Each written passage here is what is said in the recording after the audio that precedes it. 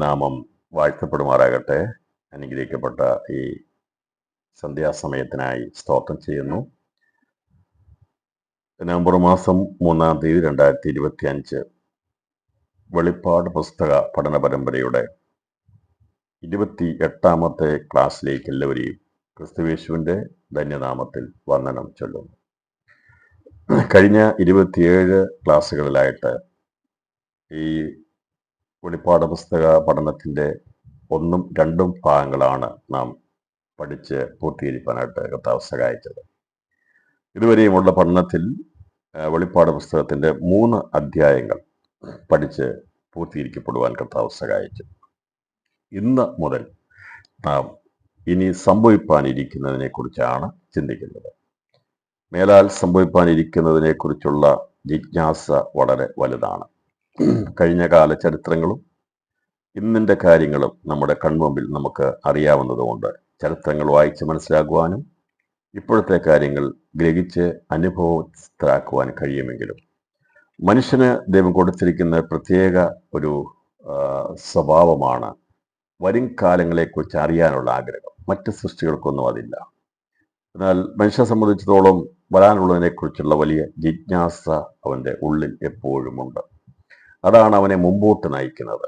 ഇപ്പോഴത്തെ പ്രതിസന്ധിയും പ്രശ്നങ്ങളും ഒക്കെ ഉണ്ടാകുമ്പോഴും എനിക്ക് അതിന് മാറ്റം വരും, എൻ്റെ ഭാവി മാറ്റം വരും എന്നുള്ളൊരു ചിന്ത അവനെ ഭരിക്കുന്നതുകൊണ്ടാണ് ജീവിതത്തിൽ മുമ്പോട്ട് മനുഷ്യൻ പോയിക്കൊണ്ടിരിക്കുന്നത്.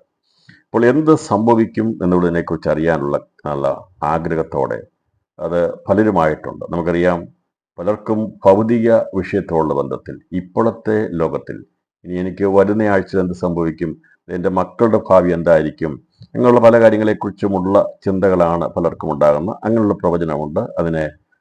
അത് വേണം. സഭയ്ക്കകത്തുണ്ട്. നമ്മളെക്കുറിച്ച് നീറിപ്പൊകഞ്ഞ് വിഷമിച്ചിരിക്കുമ്പോൾ ദൈവത്തിൻ്റെ പ്രവാചകന്മാർ അവർ കടന്നു വന്ന് ദൂതറിയിച്ച് നമ്മളെ ആശ്വസിപ്പിക്കുന്നത് അത് സഭയ്ക്ക് ആശ്വാസമാണ്. അത് ആവശ്യമാണ്. അത് ആശ്വാസ പ്രവചനങ്ങളാണ്. എന്നാൽ മറ്റൊരു പ്രവചനമാണ് ആത്മീയ പ്രവചനം. ദാവീദ് പ്രവാചകനായിരുന്നെങ്കിലും ദാവീദ് ആരുടെയും ഭൗതിക വിഷയത്തെക്കുറിച്ച് പ്രവചിച്ചില്ല. അവൻ പ്രവാചകനായിരുന്നു. ദാവീദ് തൻ്റെ സ്വന്തം കാര്യത്തെക്കുറിച്ച് അവന് പ്രവചിക്കാൻ പറ്റിയില്ല, അറിയാൻ കഴിയത്തില്ലായിരുന്നു. മറ്റാരെയും കുറിച്ചും പ്രവചിച്ച് പറഞ്ഞതായിട്ട് ദാവീദിനെ കുറിച്ച് നമുക്ക് കാണാം. എന്നാൽ ദാവീദ് പ്രവാചകനായിരുന്നു എന്നാണ് അപ്പോസ്തല പ്രവർത്തനം രേഖപ്പെടുത്തിയിരിക്കുന്നത്. അദ്ദേഹം പ്രവചിച്ചത് വരാനുള്ള കാര്യങ്ങളെക്കുറിച്ചുള്ള പ്രവചനമായിരുന്നു. അപ്പോൾ 2 രീതിയിലുള്ള പ്രധാനമായിട്ട് 2, പിന്നെ പ്രവചനത്തെക്കുറിച്ച് പലതുണ്ട്. ഞാൻ പ്രവചനത്തെക്കുറിച്ച് ക്ലാസ് വെക്കുന്നില്ല. കള്ളപ്രവചനങ്ങളുണ്ട്, ബോഷ്കിൻ്റെ പ്രവചനങ്ങളാണത്.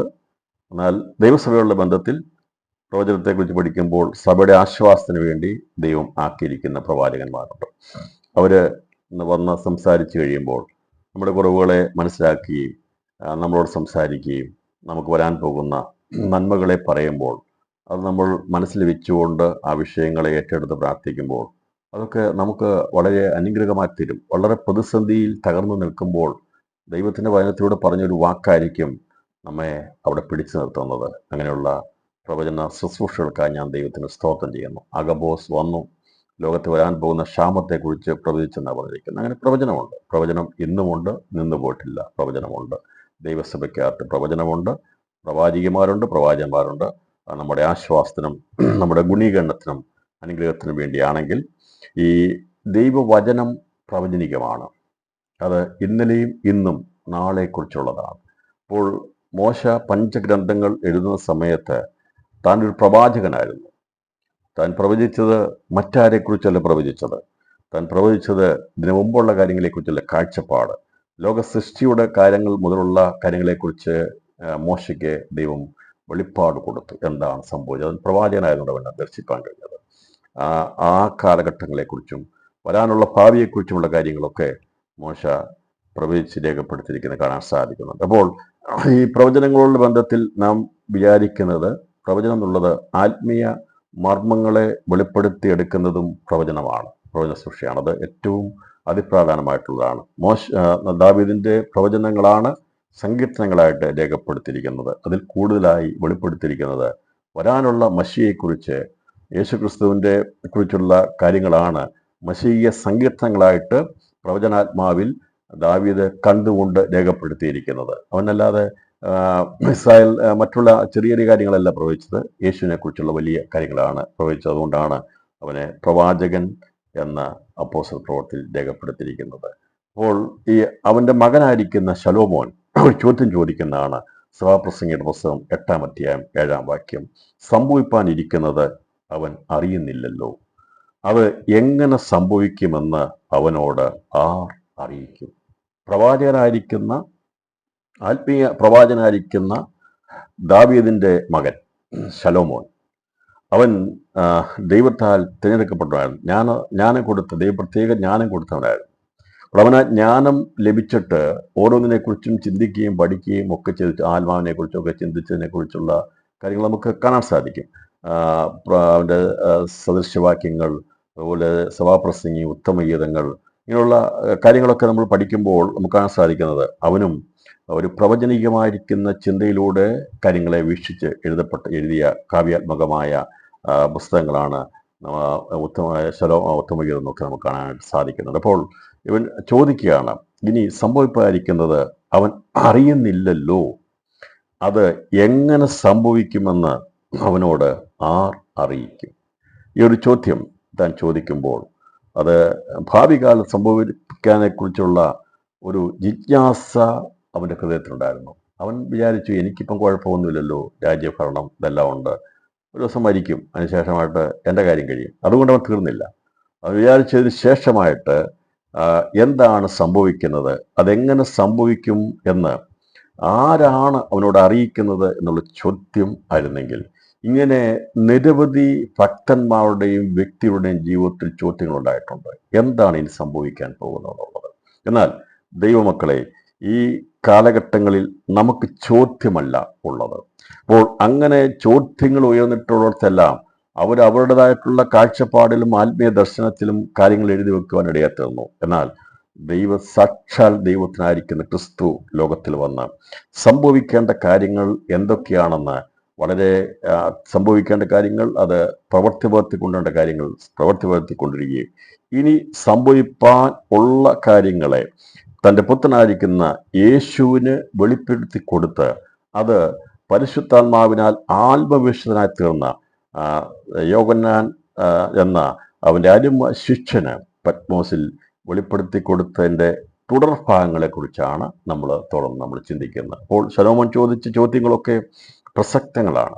അപ്പോൾ ആരാണ് ഇനി അറിയിക്കുന്നത്, എങ്ങനെയാണ് സംഭവിക്കുന്നത്, അതാരവനോട് അറിയിക്കും എന്നൊക്കെ ചോദിക്കുമ്പോൾ, അത് അറിയിക്കാൻ വേണ്ടി ആണ് പുതിയ നിയമം സ്ഥാപിതമായത്. പഴയ നിയമത്തിലെ എല്ലാ ചോദ്യങ്ങൾക്കും പുതിയ നിയമത്തിൽ ഉത്തരങ്ങളുണ്ട് എന്ന് നമുക്കറിയാം.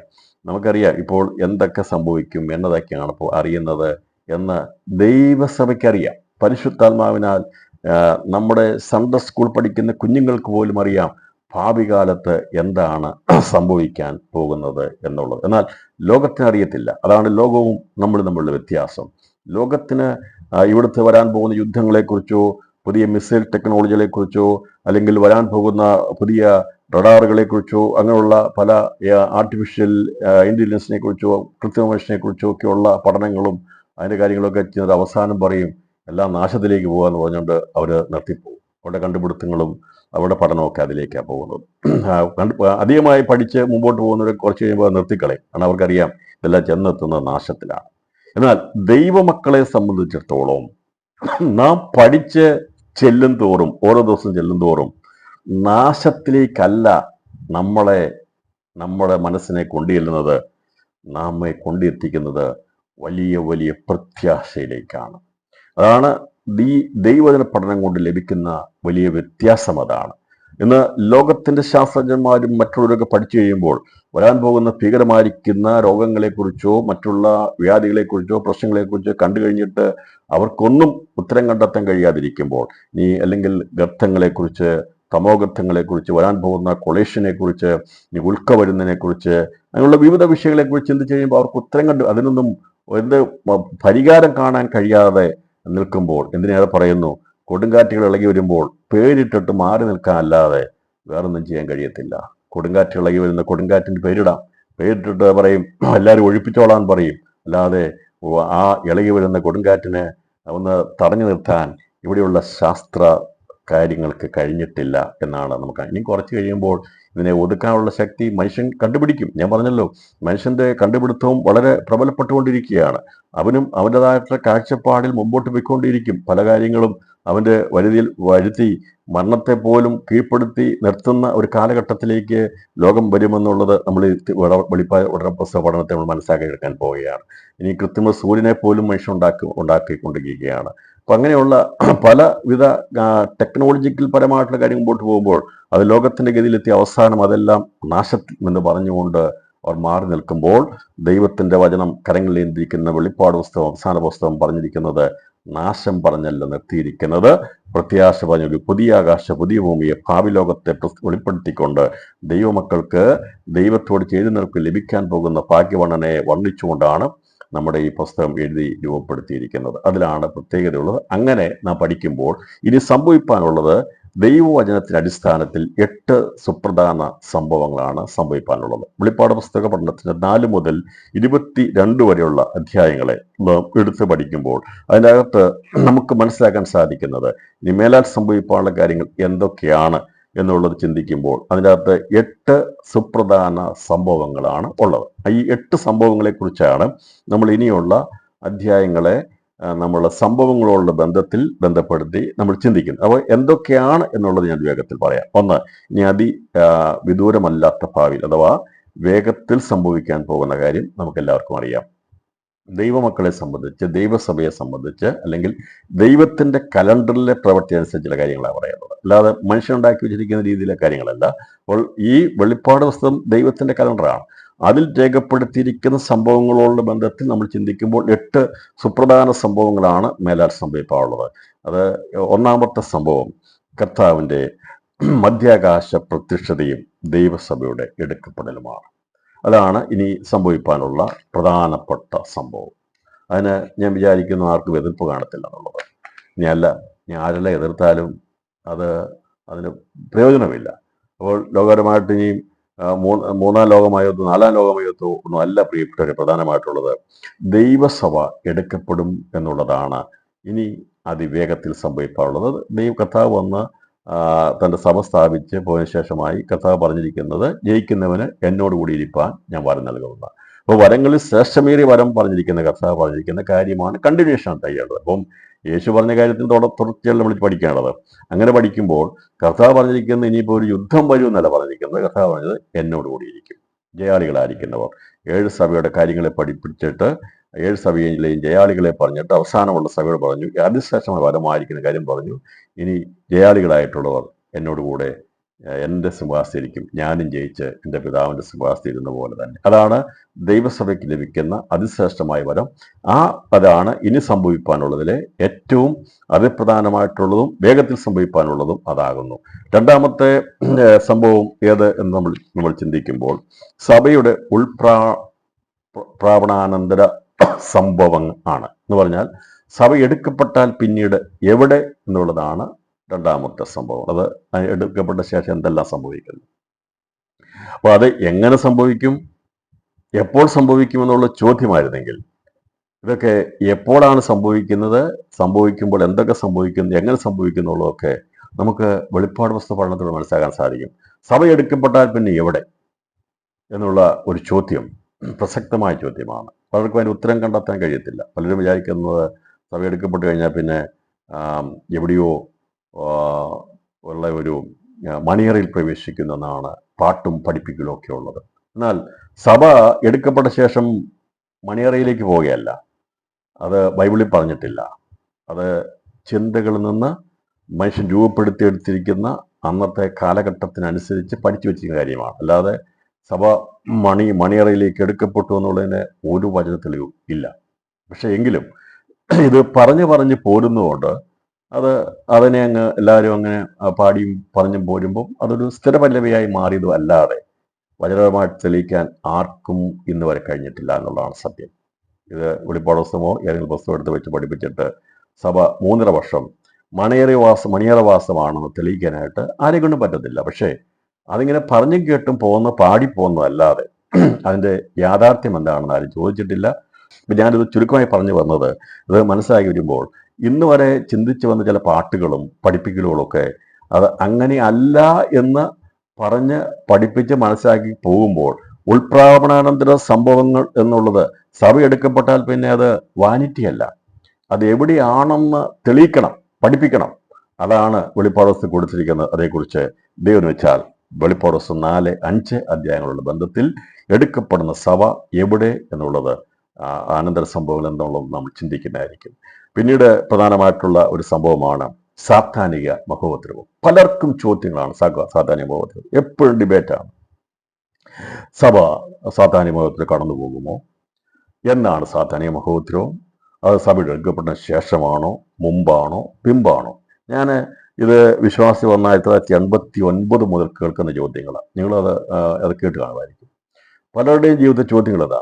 സഭ ഒന്ന് സാത്താനിക മഹോപദ്രവത്തിലൂടെ കടന്നു പോകുമോ? അങ്ങനെയാണെങ്കിൽ എന്നാണ് സാത്താനിക മഹോപദ്രവം? എന്താണ് സാത്താനിക മഹോപദ്രവം എന്നുള്ള ചോദ്യങ്ങൾ, നിരവധി ചോദ്യങ്ങളുണ്ട്.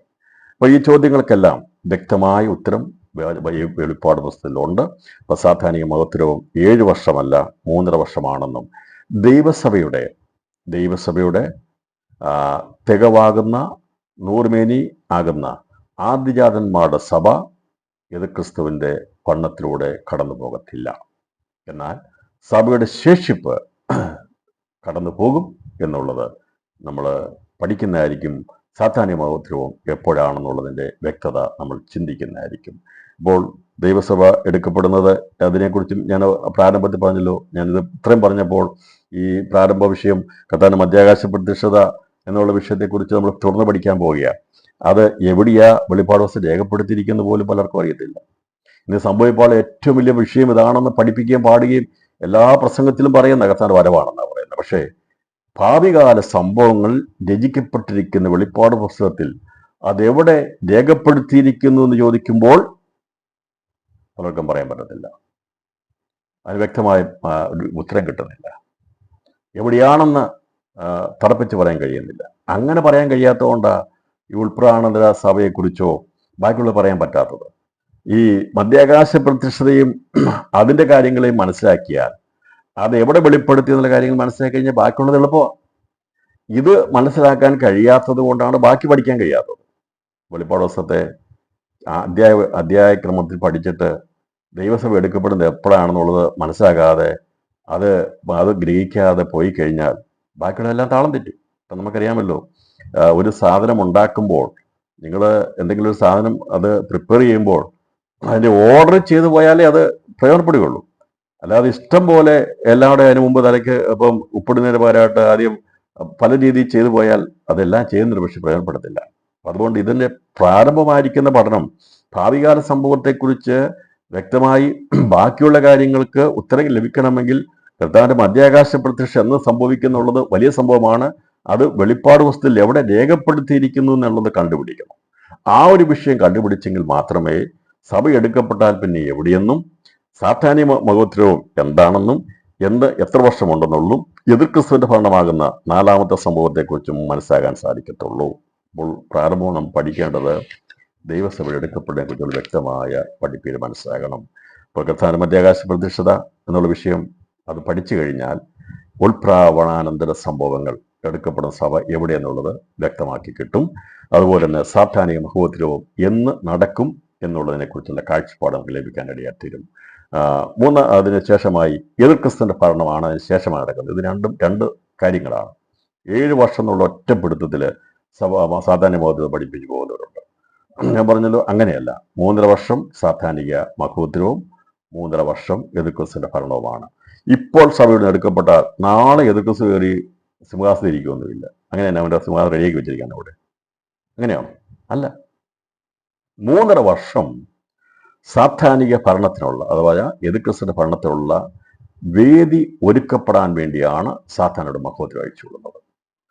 3.5 വർഷം കഴിഞ്ഞിട്ടേ ആന്റിക്രൈസ്റ്റ് ക്രിസ്തു അവൻ ലോകര ഭരണം ഏറ്റെടുക്കുകയുള്ളൂ. അതല്ലാതെ സഭ എടുക്കപ്പെട്ടാൽ അന്നേരം തന്നെ ക്രിസ്തുവോടെ ഭരിക്കാൻ കയറത്തില്ല. 3.5 വർഷം സാത്താൻ ഇവിടെ കലക്കും, ലോകത്തെ മുഴുവനായി കലക്കും. അതിനുശേഷമാണ് ക്രിസ്തുവിനെ ലോകം അംഗീകരിച്ച് ഭരണത്തിലേക്ക് വരുന്നതാണ് ക്രിസ്തുവിന്റെ ഭരണം എന്നുള്ളത് കുറിച്ച് ചിന്തിക്കുന്നത്.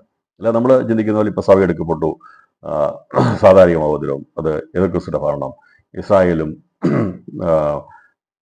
ഇസ്രായേലും എതിർ ക്രിസ്തുവായിട്ടുള്ള യുദ്ധം ഇതാ ചിന്തിച്ചു വെച്ചിരിക്കുന്നത്.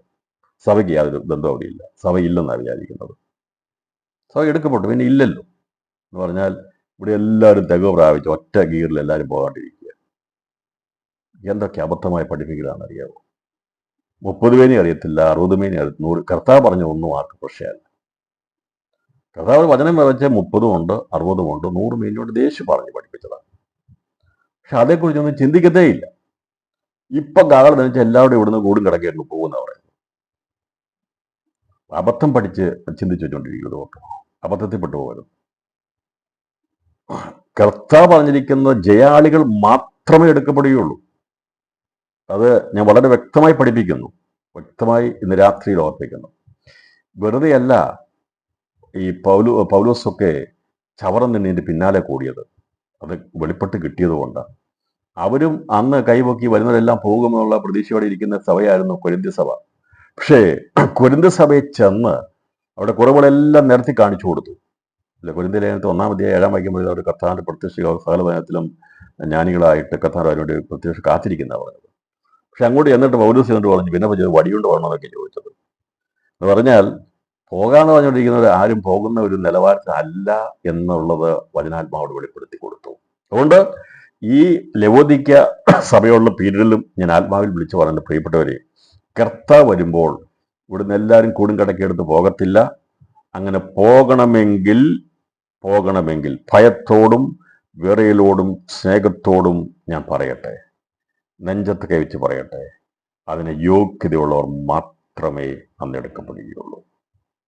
ബാക്കിയുള്ളവരാരും ഭാവികളാണെന്നല്ല ഞാൻ പറഞ്ഞത്. ഇവിടെ കാണും, ഇവിടെ ശേഷിക്കും, ശേഷിപ്പുണ്ട്.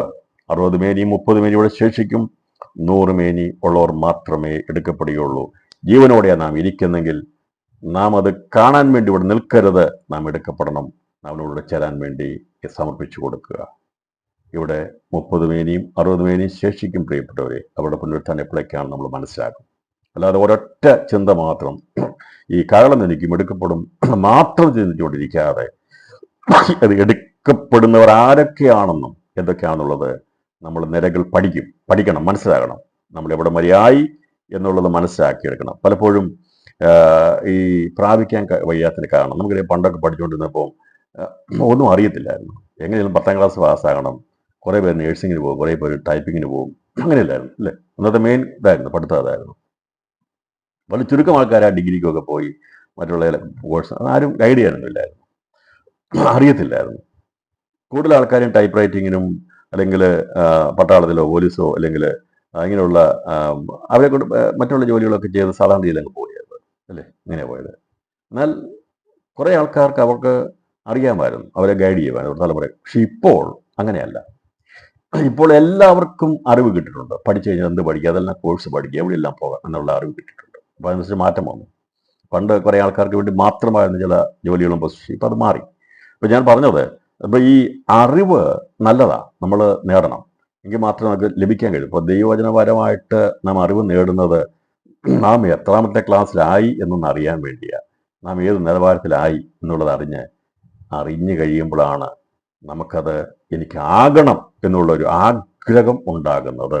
അറിയത്തില്ലെങ്കിൽ പറഞ്ഞിട്ട് കാര്യമില്ലല്ലോ, അത് ഗൈഡ് ചെയ്തില്ലെങ്കിൽ അറിയത്തില്ല, പിന്നെ നമ്മൾ കിട്ടുന്നതനുസരിച്ച് പോയുള്ളൂ. അപ്പം അങ്ങനെ ഈ സമയത്ത് ഇത് പഠിപ്പിക്കാൻ കാരണം കർത്താവിന് വരവ് സംഭവിച്ചാൽ നമ്മുടെ ജീവിതത്തിൽ അത് പ്രത്യക്ഷമായി നിറവേറപ്പെടാൻ പോകുന്ന കാര്യമാണ്.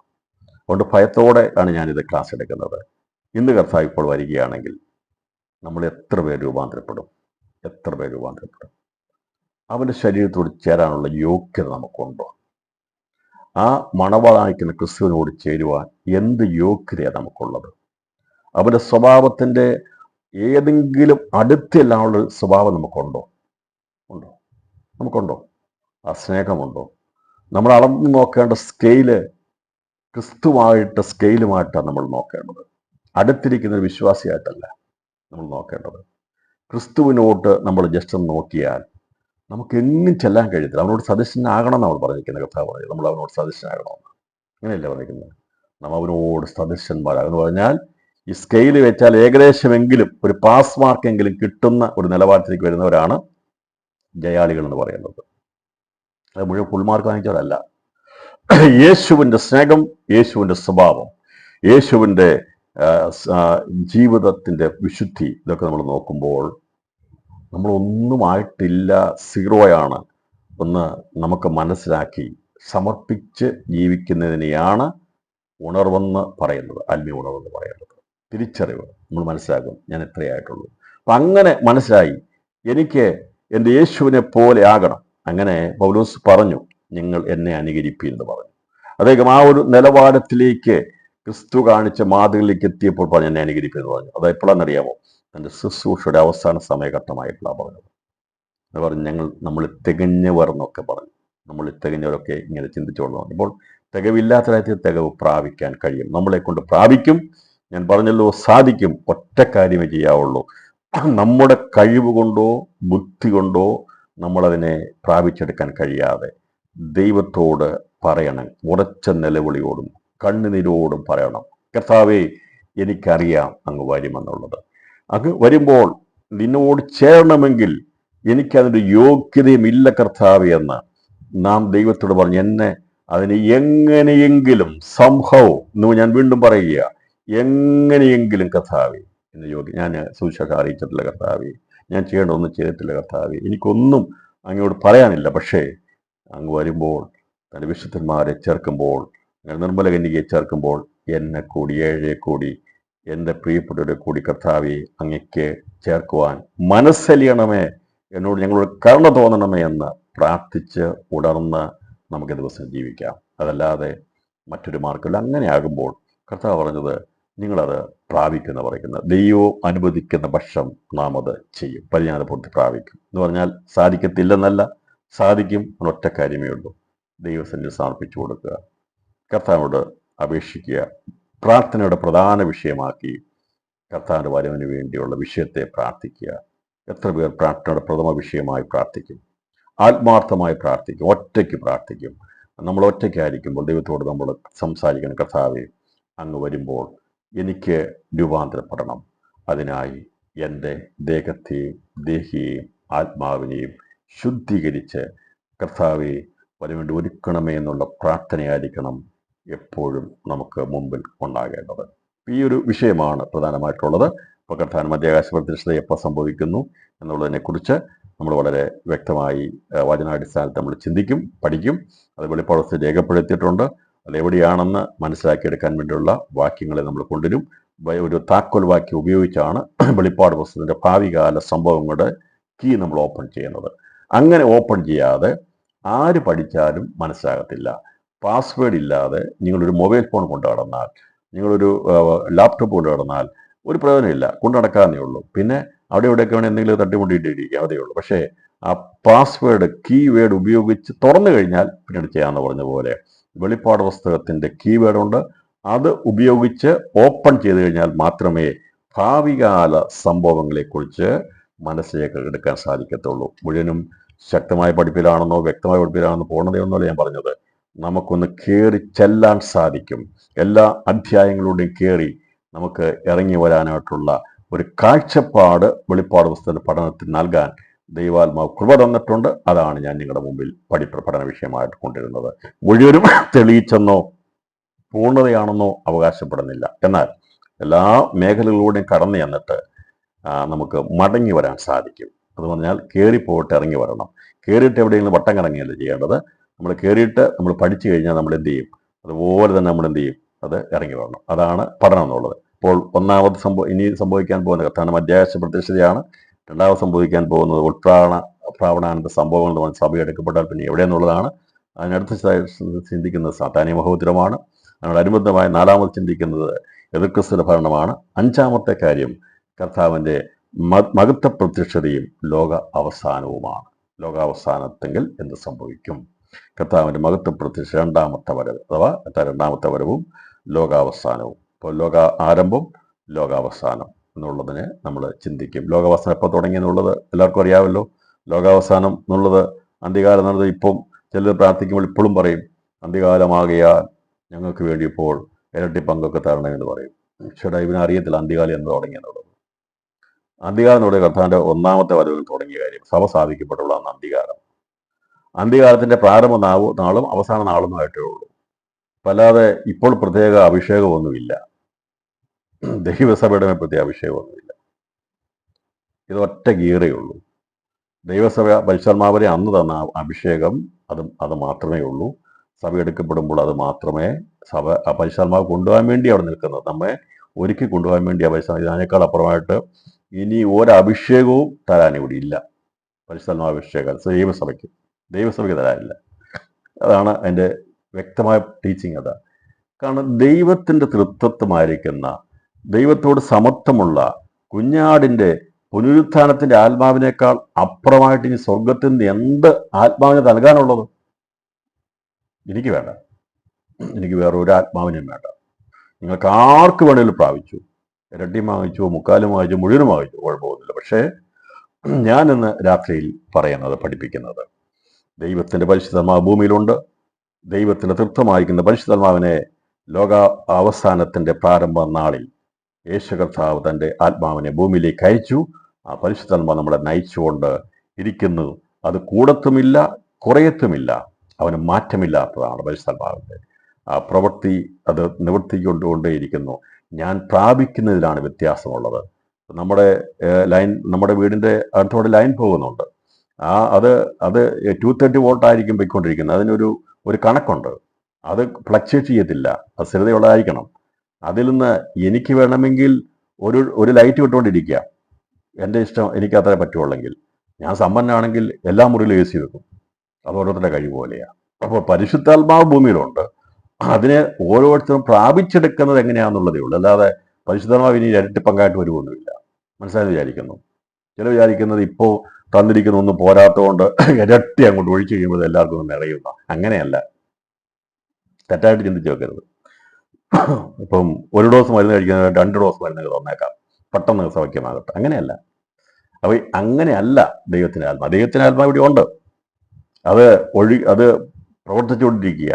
എനിക്ക് വേണ്ടിയത് ഞാനാണ് അത് എൻ്റെ താല്പര്യമനുസരിച്ച വളർച്ച പ്രാപിക്കുന്നത്. എനിക്ക് എത്രമാത്രം അതിനെടുക്കാമോ അത് എടുക്കാൻ സാധിക്കും. ഞാൻ പിശുക്കനാണെങ്കിൽ, ദരിദ്രനാണെങ്കിൽ, എനിക്കൊരു സാക്ഷ്യം കൊണ്ട് മാത്രം മതിയെങ്കിൽ അത് മാത്രം മതി. അതിനുള്ള കൃപയെ നിനക്ക് തരുള്ളൂ. എന്നാൽ ദൈവത്തിൻ്റെ കൃപയാൽ നമുക്ക് പോരാ, പ്രാർത്ഥിക്കണം, നമുക്ക് പ്രവർത്തിക്കണം, നമുക്കത് ചെയ്യണം, ഇന്നത് ചെയ്യണം എന്നുള്ള ആഗ്രഹമുണ്ടെങ്കിൽ ദൈവാത്മാവ് പരിപോഷിപ്പിക്കും. അതാണ് അവിടെ വ്യത്യാസം. ആഗ്രഹിക്കുന്ന അതാണ് കർത്താവ് നിങ്ങൾ ചോദിപ്പേൻ. ദൈവത്തിന് ആത്മാവിനെ ധാരാളമായി നൽകാമെന്ന് പറഞ്ഞിട്ടുണ്ട്, അല്ലേ? കണക്ഷൻ ഫ്രീയാ തന്നിട്ടുണ്ട്. ഇനി നീ ചോദിച്ച് എടുത്തു, അത് കണക്ഷൻ ചെയ്തിട്ടുണ്ട്. നമ്മുടെ വീട്ടിലൊക്കെ ഇലക്ട്രിസിറ്റി പോയിട്ടുണ്ടല്ലേ? നിനക്ക് ആവശ്യമുള്ള സാധനം നീ വാങ്ങിച്ച് ഉപയോഗിച്ചു. ഒരു ചാർജ് നീ കൊടുക്കണ്ട. ഇവിടുത്തെ കണ്ട് ഉപയോഗിച്ചാൽ അവർ ചാർജ് വാങ്ങിക്കും. അതുകൊണ്ട് നമ്മൾ ഉപയോഗിക്കാത്തത് ലൈറ്റിലൊക്കെ തന്നെ. കർത്താവ് പറഞ്ഞു, നിന്റെ ലൈറ്റ് എപ്പോഴും നീ ഇട്ടോ, നിന്റെ ആത്മാവിന്റെ പ്രകാശനത്തിന് ഒരു ലൈറ്റ് ഓഫ് ചെയ്യണ്ട, മുഴുവൻ പ്രകാശിപ്പിച്ചു എപ്പോഴും കത്തിക്കിടന്നോട്ടെ, ഒന്നും തരണ്ട. നീ പ്രാർത്ഥിക്കാൻ വേണ്ടി ചോദിച്ചു, അഭിഷേകം ഞാൻ തരാം. നീ പ്രവർത്തിക്കാൻ വേണ്ടി ചോദിച്ചു, തരാം. കർത്താവ് പറഞ്ഞു, ചോദിച്ചോളുക, തരാമെന്ന് പറഞ്ഞു. ഇതാണ് അഭിഷേകം എന്നുള്ളതിനെ കുറിച്ച് വ്യത്യാസം. പരിശുദ്ധാത്മാവിനെ ഇനി ഇരട്ടിയും കൂട്ടാനും കുറയ്ക്കാനും അത് ഇപ്പോഴും ഉണ്ട്. നമ്മൾ നിങ്ങളുടെ വീട്ടിൽ കൂടെ പോകുന്ന ലൈൻ 3 ഫേസോ സിംഗിൾ ഫേസോ ഏതെങ്കിലും ലൈൻ ആകട്ടെ, അത് എടുത്തു കഴിഞ്ഞാൽ അതിൻ്റെ കണക്ട് ചെയ്ത എല്ലാവർക്കും, അതിലൂടെ പോകുന്ന ലൈനുള്ള എല്ലാവർക്കും കണക്ട് ചെയ്യാം. അത് ആരെല്ലാം എടുത്താലും അതിൻ്റെ സോഴ്സിൽ നിന്ന് അത് കൊടുക്കാനുള്ള ഇവിടുത്തെ കഴിയും. എന്നാൽ സ്വർഗം പറഞ്ഞ് ഒരിക്കലും വറ്റിപ്പോകാത്ത, തീർന്നു പോകാത്ത പരിശുദ്ധാത്മാവിനെ നമ്മൾ എത്ര പ്രാവശ്യം എത്ര പേര് കണക്ട് ചെയ്തെടുത്താലും തീർന്നു പോകാത്തൊരു സോഴ്സാണ് പരിശുദ്ധാത്മാവ്. ആ അഭിഷേകം ഇവിടെ ഉണ്ട്, നമുക്ക് പ്രാപിക്കാം. എനിക്ക് ആവശ്യമുള്ള ഇന്ന് രാത്രി എത്ര പേര് തീരുമാനമെടുക്കും, ഞാനത് ഉപയോഗിക്കുന്നില്ല. ദൈവം എനിക്ക് അന്യഭാഷ തന്നിട്ടുണ്ട്, ദൈവം എനിക്ക് ദൈവം തന്നിട്ടുണ്ട്, പക്ഷെ ഞാനത് ഉപയോഗിക്കുന്നില്ല. നമ്മൾ ഉപയോഗിക്കാത്തത് ഇനിയും വേറൊരു അഭിഷേകം വരാൻ വേണ്ടി കാത്തിരിക്കുകയാണോ? അല്ല പ്രിയപ്പെട്ടവരെ, അല്ല. പൗലോസിനെ അഭിഷേകം ചെയ്തതുപോലെ, പത്രോസിനെ അഭിഷേകം ചെയ്തതുപോലെ, അത് ദൈവദാസന്മാരെ അഭിഷേകം ചെയ്തതുപോലെ അതേ ആത്മാവാണ് ഇന്നും ഈ ഭൂമിയിൽ പ്രവർത്തിക്കുന്നത്. നമുക്കൊരാഗ്രഹം ഉണ്ടാകണം, ദൈവമേ എന്നെയും അഭിഷേകത്താൽ നിറച്ചെടുക്കണമേ എന്ന്. ഇത് മനസ്സിലാക്കിയ ദിവസങ്ങളിൽ പ്രാർത്ഥിക്കാൻ തുടങ്ങുക. ആത്മീയമായി ദൈവാത്മാവ് പണിതെടുക്കാൻ തുടങ്ങുമെന്നും ഞാനെന്ന് ഈ സന്ദേശത്തിൽ അറിയിക്കുകയാണ്. അപ്പോൾ അവിടെയാണ് ആത്മീയ വളർച്ച എന്നുള്ളത്. ദൈവാത്മാവിനോട് നാം ബന്ധപ്പെട്ട്, കർത്താവെ എനിക്ക് ഇത് ചെയ്യാനുള്ള കൃപ നൽകണമേ, കർത്താവെ എനിക്കിത് ചെയ്യാനുള്ള കൃപ. ആത്മീയ കാര്യങ്ങളെക്കുറിച്ച് ചോദിച്ചാൽ നിശ്ചയമായിട്ടും നമ്മുടെ കർത്താവ് നൽകും. അതിനുവേണ്ടി ഇരട്ടിപ്പങ്കൊന്നും കാത്തിരിക്കൊന്നും വേണ്ട. അത് വരത്തില്ല. ദൈവാത്മാവിനെ ഇരട്ടിയില്ല, മുക്കാലുമില്ല, ഒന്നുമില്ല. നാം ഓരോരുത്തരും പ്രാപിക്കുന്നതിനനുസരിച്ചാണ് നമ്മുടെ ആത്മീയജീവിതം മുന്നോട്ട് പോകുന്നത്. അവളുടെ സാന്നിധ്യം ഏതുകൊണ്ട് കർത്താവ് ചോദിക്കാൻ പറഞ്ഞിരിക്കുന്നത്, നിങ്ങൾ ചോദിച്ചാൽ എത്ര അധികം നൽകുമെന്നാണ് കർത്താവ് ചോദിച്ചിരിക്കുന്നത്. നമ്മൾ ചോദിക്കാത്തതുകൊണ്ടാണ് ലഭിക്കാത്തത്. എത്ര പേർ ചോദിക്കാറുണ്ട്, കർത്താവേ നിന്റെ കൃപ കൊണ്ട് എനിക്ക് പ്രാർത്ഥിപ്പാൻ എന്നെ നിറയ്ക്കണമേ, കർത്താവേ നിന്റെ കൃപ കൊണ്ട് ഉപസിപ്പാൻ എന്നെ ശക്തീകരിക്കണമേ, നിന്റെ കൃപ കൊണ്ട് നിന്റെ പരിശുദ്ധാത്മാവ് കൊണ്ട് എന്നെ പ്രസംഗിക്കുവാൻ, കർത്താവേ വഴിയോരങ്ങളിൽ പ്രസംഗിക്കുവാൻ, ട്രാക്റ്റ് എഴുതുവാൻ, പാട്ടെഴുതുവാൻ, പാടുവാൻ, കർത്താവേ നിന്റെ നാമത്തിൽ പ്രയോജനപ്പെടുവാൻ, കർത്താവേ എന്നെ നീ ഉപയോഗിക്കണമെന്ന് എത്ര പേർ പ്രാർത്ഥിക്കും? പ്രാർത്ഥിക്കുക. കർത്താവ് ദിവസങ്ങളിൽ നമ്മുടെ ആഗ്രഹങ്ങളെ തൃപ്തിപ്പെടുത്തും. ആഗ്രഹമുള്ളവർക്ക് ദൈവം. ഞാൻ ഈ വെളിപ്പാട് പുസ്തകം വായിക്കുന്ന സമയങ്ങളിൽ എനിക്കൊന്നും മനസ്സിലാകത്തില്ലായിരുന്നു, ഒന്നും അറിയത്തില്ലായിരുന്നു. ഇപ്പോഴും എനിക്കറിയേണ്ട പോലെ അറിയത്തില്ല. ദാനിയേൽ പ്രവചനവും യെഹെസ്കേൽ പ്രവചനങ്ങളൊക്കെ വായിക്കുമ്പോൾ ഞാനിങ്ങനെ പുസ്തകം എടുത്ത് വെച്ച് ഞാൻ പലപ്പോഴും പറയും, എനിക്കൊന്നും മനസ്സിലാകുന്നില്ല കർത്താവേ എന്ന്. ഒന്നും മനസ്സിലാകും. ഇപ്പോഴും എനിക്കറിയാം എനിക്കൊന്നും മനസ്സിലാകുന്നില്ല. ദൈവത്തിൽ പറഞ്ഞ കർത്താവേ എനിക്കത് മനസ്സിലാക്കി തരണമേ. അങ്ങനെ വായിച്ച് ദൈവാത്മാവ് വെളിപ്പെടുത്തി തന്നതാണ്. എൻ്റെ ആഗ്രഹമായിരുന്നു മനസ്സിലാക്കി തരണമെന്നുള്ളത്. ഞാൻ പറഞ്ഞല്ലോ പ്രിയപ്പെട്ടവരെ, നമ്മൾ ദൈവത്തിനെ വിനയപ്പെട്ട് നാം ചോദിച്ചാൽ, എനിക്ക് കർത്താവെ മനസ്സിലാകുന്നില്ല എന്ന് പറഞ്ഞ് ചോദിച്ചു കഴിഞ്ഞാൽ ദൈവം നമ്മളെ പഠിപ്പിക്കുകയോ അല്ലെങ്കിൽ ദൈവം മനസ്സിലാക്കാനുള്ള വഴികൾ ഒരുക്കി തരികയോ ചെയ്യും. അതാണ് ദൈവത്തിൻ്റെ സ്നേഹം എന്നുള്ളത്. അതുകൊണ്ട് ദിവസങ്ങളിൽ ചോദിക്കുക. ദൈവം നിശ്ചയമായിട്ടും നമ്മളെ ആത്മീയ കാര്യങ്ങളിൽ തൃപ്തരാക്കി നമ്മളെ മുമ്പോട്ട് കൊണ്ടുപോകാൻ ദൈവത്തിന് പ്രസാദം തോന്നും എന്നാണ് അവിടെ പറഞ്ഞിരിക്കുന്നത്. കർത്താവിൻ്റെ മഹത്വ പ്രത്യക്ഷതയും ലോകാവസാനത്തെക്കുറിച്ച് പറഞ്ഞപ്പോഴാണ് ഞാൻ പറഞ്ഞത്. അപ്പോൾ ലോകാവസാനം എന്നുള്ളത് കർത്താവിൻ്റെ ഒന്നാമത്തെ വരവെങ്കിൽ ആരംഭിച്ചു, രണ്ടാമത്തെ വരവെങ്കിൽ അവസാനിക്കുന്നതാണ്. ലോകാവസാനത്തിൽ നടക്കുന്ന സംഭവങ്ങൾ എന്തൊക്കെയുണ്ടെന്നുള്ളത് നമ്മൾ അതേക്കുറിച്ച് വ്യക്തമായി നമ്മൾ മനസ്സിലാക്കി. ഇതൊക്കെ ഇപ്പം ഞാൻ 2 വർഷം മാത്രം പറഞ്ഞു പോകുന്നുള്ളൂ. ഓരോ ചാപ്റ്ററിനെ കുറിച്ചും പഠിപ്പിക്കുമ്പോൾ വെളിപ്പാട് പുസ്തകവും മറ്റിതര പുസ്തകങ്ങളുമായി ബന്ധപ്പെട്ട പ്രവചനവാക്യങ്ങളെ ഒത്തുചേർന്ന് നാം അതേക്കുറിച്ച് ചിന്തിക്കുന്നതായിരിക്കും. അതിൻ്റെ 6ാമത്തെ വിഷയം സഹസ്രാബ്ദ വാഴ്ചയാണ്. 7ാമത്തെ കാര്യം ഒടുക്കത്തെ നാളിൽ നടക്കുന്ന മനുഷ്യരുടെ അന്ത്യന്യായവിധിയാണ്. 8ാമത്തെ വിഷയം ദൈവിക നിത്യതയിലെ പുതിയ ആകാശം, പുതിയ ഭൂമി, പുതിയ യെരൂശലേം എന്നുള്ള വിഷയമാകുന്നു. ഇതാണ് 8 സുപ്രധാന സംഭവങ്ങൾ വെളിപ്പാട് 4-ാം അധ്യായം മുതൽ 22-ാം അധ്യായം വരെ എഴുതിയിരിക്കുന്ന വേദ ഭാഗങ്ങളിൽ രേഖപ്പെടുത്തിയിരിക്കുന്നത്. ഇന്ന് രാത്രിയിൽ ഇൻട്രൊഡക്ഷൻ ഞാൻ പറഞ്ഞപ്പോൾ ഇതിൻ്റെ പ്രാരംഭ വിഷയമായിരിക്കുന്ന കർത്താവിൻ്റെ മധ്യാകാശ പ്രത്യക്ഷതയും ദൈവസഭയുടെ എടുക്കപ്പെടലും എന്നുള്ള വിഷയത്തോടുള്ള ബന്ധത്തിൽ അത് എവിടെ രേഖപ്പെടുത്തിയിരിക്കുന്നു എന്നതിൻ്റെ കീ വാക്യമായിട്ട് അതെങ്ങനെയാണ് നാം ഓപ്പൺ ചെയ്ത് പഠിക്കുന്നത് എന്നുള്ളതിനെക്കുറിച്ചാണ് നാം ഇന്ന് രാത്രി ചിന്തിക്കാൻ പോകുന്നത്. അത് മനസ്സിലാക്കിയ ശേഷമായിട്ട് നാം ബാക്കിയുള്ള കാര്യങ്ങളെക്കുറിച്ച് ചിന്തിക്കും. എനിക്കത് പഠിപ്പിക്കണമെങ്കിൽ അതിൻ്റെതായിട്ടുള്ള കാര്യത്തിലേക്ക് വരുമ്പോൾ നമുക്ക് നിരവധി കാര്യങ്ങൾ മനസ്സിലാകണമെന്നാൽ അതിൻ്റെ കീ വാക്യം എന്താണ്, എങ്ങനെയാണ് നമ്മൾ അതിലേക്ക് എത്തിച്ചേരുന്നത് എന്നുള്ളതിനെക്കുറിച്ച് മാത്രമാണ് ഞാനിവിടെ ഇന്ന് ഈ രാത്രിയിൽ ചിന്തിപ്പാൻ കർത്താവിൽ താല്പര്യപ്പെടുന്നത്. അപ്പോൾ നമുക്ക് വെളിപ്പാട് പുസ്തകം 12-ാം അധ്യായത്തിലാണ് ഇത് രേഖപ്പെടുത്തിയിരിക്കുന്നത്. എന്നാൽ ഈ 12-ാം അധ്യായത്തിൽ രേഖപ്പെടുത്തിയിരിക്കുന്ന വിഷയം അത് എങ്ങനെയാണ് എന്നുള്ളത് നമുക്കത് തെളിവായിട്ട് എടുക്കണമെങ്കിൽ നമുക്ക് ഒരു കാര്യത്തിൻ്റെ ഉത്തരം നമുക്ക് ലഭിച്ചെങ്കിൽ മാത്രമേ അത് മനസ്സിലാകത്തുള്ളൂ. അതിന് ആധാരമായി നാം ചിന്തിക്കുന്നത് എല്ലാവർക്കും പരിചിതമായിരിക്കുന്ന വെളിപ്പാട് പുസ്തകം സങ്കീർത്തനം 110-ാം സങ്കീർത്തനം അതിൻ്റെ 1-ാം വാക്യം വായിച്ചപ്പോൾ എനിക്കുണ്ടായ ഒരു സംശയത്തിൽ നിന്നാണ് ഞാൻ ഈ വെളിപ്പാട് പുസ്തകത്തിൻ്റെ കീ വാക്യത്തിലേക്ക് എത്താട്ടിടയാക്കുന്നത്. 110-ാം സങ്കീർത്തനം 1-ാം വാക്യം എല്ലാവർക്കും അറിയാം. ഞാൻ പറഞ്ഞല്ലോ 110-ാം സങ്കീർത്തനം 1-ാം വാക്യം വായിച്ചപ്പോൾ അതിനെക്കുറിച്ചുള്ളൊരു ചിന്ത എൻ്റെ ജീവിതത്തിൽ വരുവാനിടയാക്കി വന്നു. അതിൻ്റെ ഉത്തരം എവിടെയാണ് എന്നുള്ളതിനെക്കുറിച്ചൊരു അന്വേഷണമാണ് ഈ കർത്താവിൻ്റെ വരവിനുള്ള ബന്ധത്തിൽ, മധ്യാകാശ പ്രത്യക്ഷയുള്ള ബന്ധത്തിലുള്ള ഉത്തരമായിട്ട് ലഭിക്കാനിടയാക്കി വന്നത്. ഇത് 110-ാം സങ്കീർത്തനം അത് 1-ാം വാക്യം അത് ഉദ്ധരിക്കപ്പെട്ടിരിക്കുന്നത് 7 പ്രധാന സ്ഥലങ്ങളിൽ ഇത് എടുത്ത് ഉദ്ധരിക്കപ്പെട്ടിട്ടുണ്ട്. അപ്പോൾ നമ്മൾ വിചാരിക്കും ആ വചനത്തിൻ്റെ പ്രത്യേകത എന്താണെന്നുള്ളത്. ഇവിടെ ഇരിക്കുന്ന യഹോവ എൻ്റെ കർത്താവിനോട് അരുളി ചെയ്യുന്നത്, ഞാൻ നിന്റെ ശത്രുക്കളെ നിന്റെ പാദപീഠമാക്കുവോളൂ, നീ എൻ്റെ വലത്ത് ഭാഗത്തിരിക്കുക.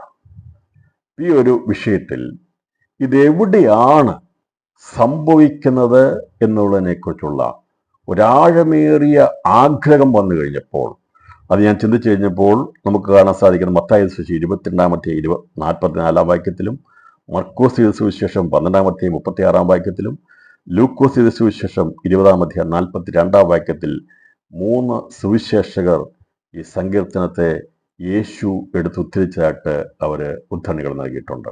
അപ്പോൾ സങ്കീർത്തനം 110 1 വാക്യം അത് വളരെ വലിയ ആത്മീയ കാര്യങ്ങൾ അടങ്ങിയിരിക്കുന്ന ഒരു സങ്കീർത്തനം. അതേക്കുറിച്ച് നമ്മൾ ചിന്തിക്കും. അപ്പോൾ 110 സങ്കീർത്തനം 1 വാക്യത്തിന്റെ പ്രാധാന്യത എന്താണെന്ന് മനസ്സിലാക്കി അതിനെ ഒരു കീ വേർഡായിട്ട് ഉപയോഗിച്ചിട്ടാണ് നമ്മൾ അന്വേഷിച്ച് വചനം കണ്ടെത്തി ഈ വെളിപ്പാട് പുസ്തകം ഓപ്പൺ ചെയ്തത്. ഞാനിത് പ്രാരംഭത്തിൽ പഠിപ്പിക്കുന്ന മറ്റു ഭാഗം എടുത്ത് പോകാമായിരുന്നു.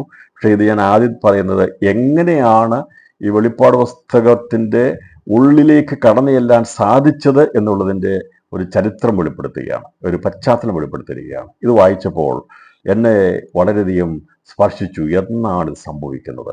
ഈ വചനം ഇങ്ങനെ, യഹോവ എൻ്റെ കർത്താവിനോട് അരുളി ചെയ്യുന്നത്, ഞാൻ നിന്റെ ശത്രുക്കളെ നിന്റെ പാതപിടമാക്കുവോളും നീ എൻ്റെ വലത്ത് ഭാഗത്തിരിക്കുക.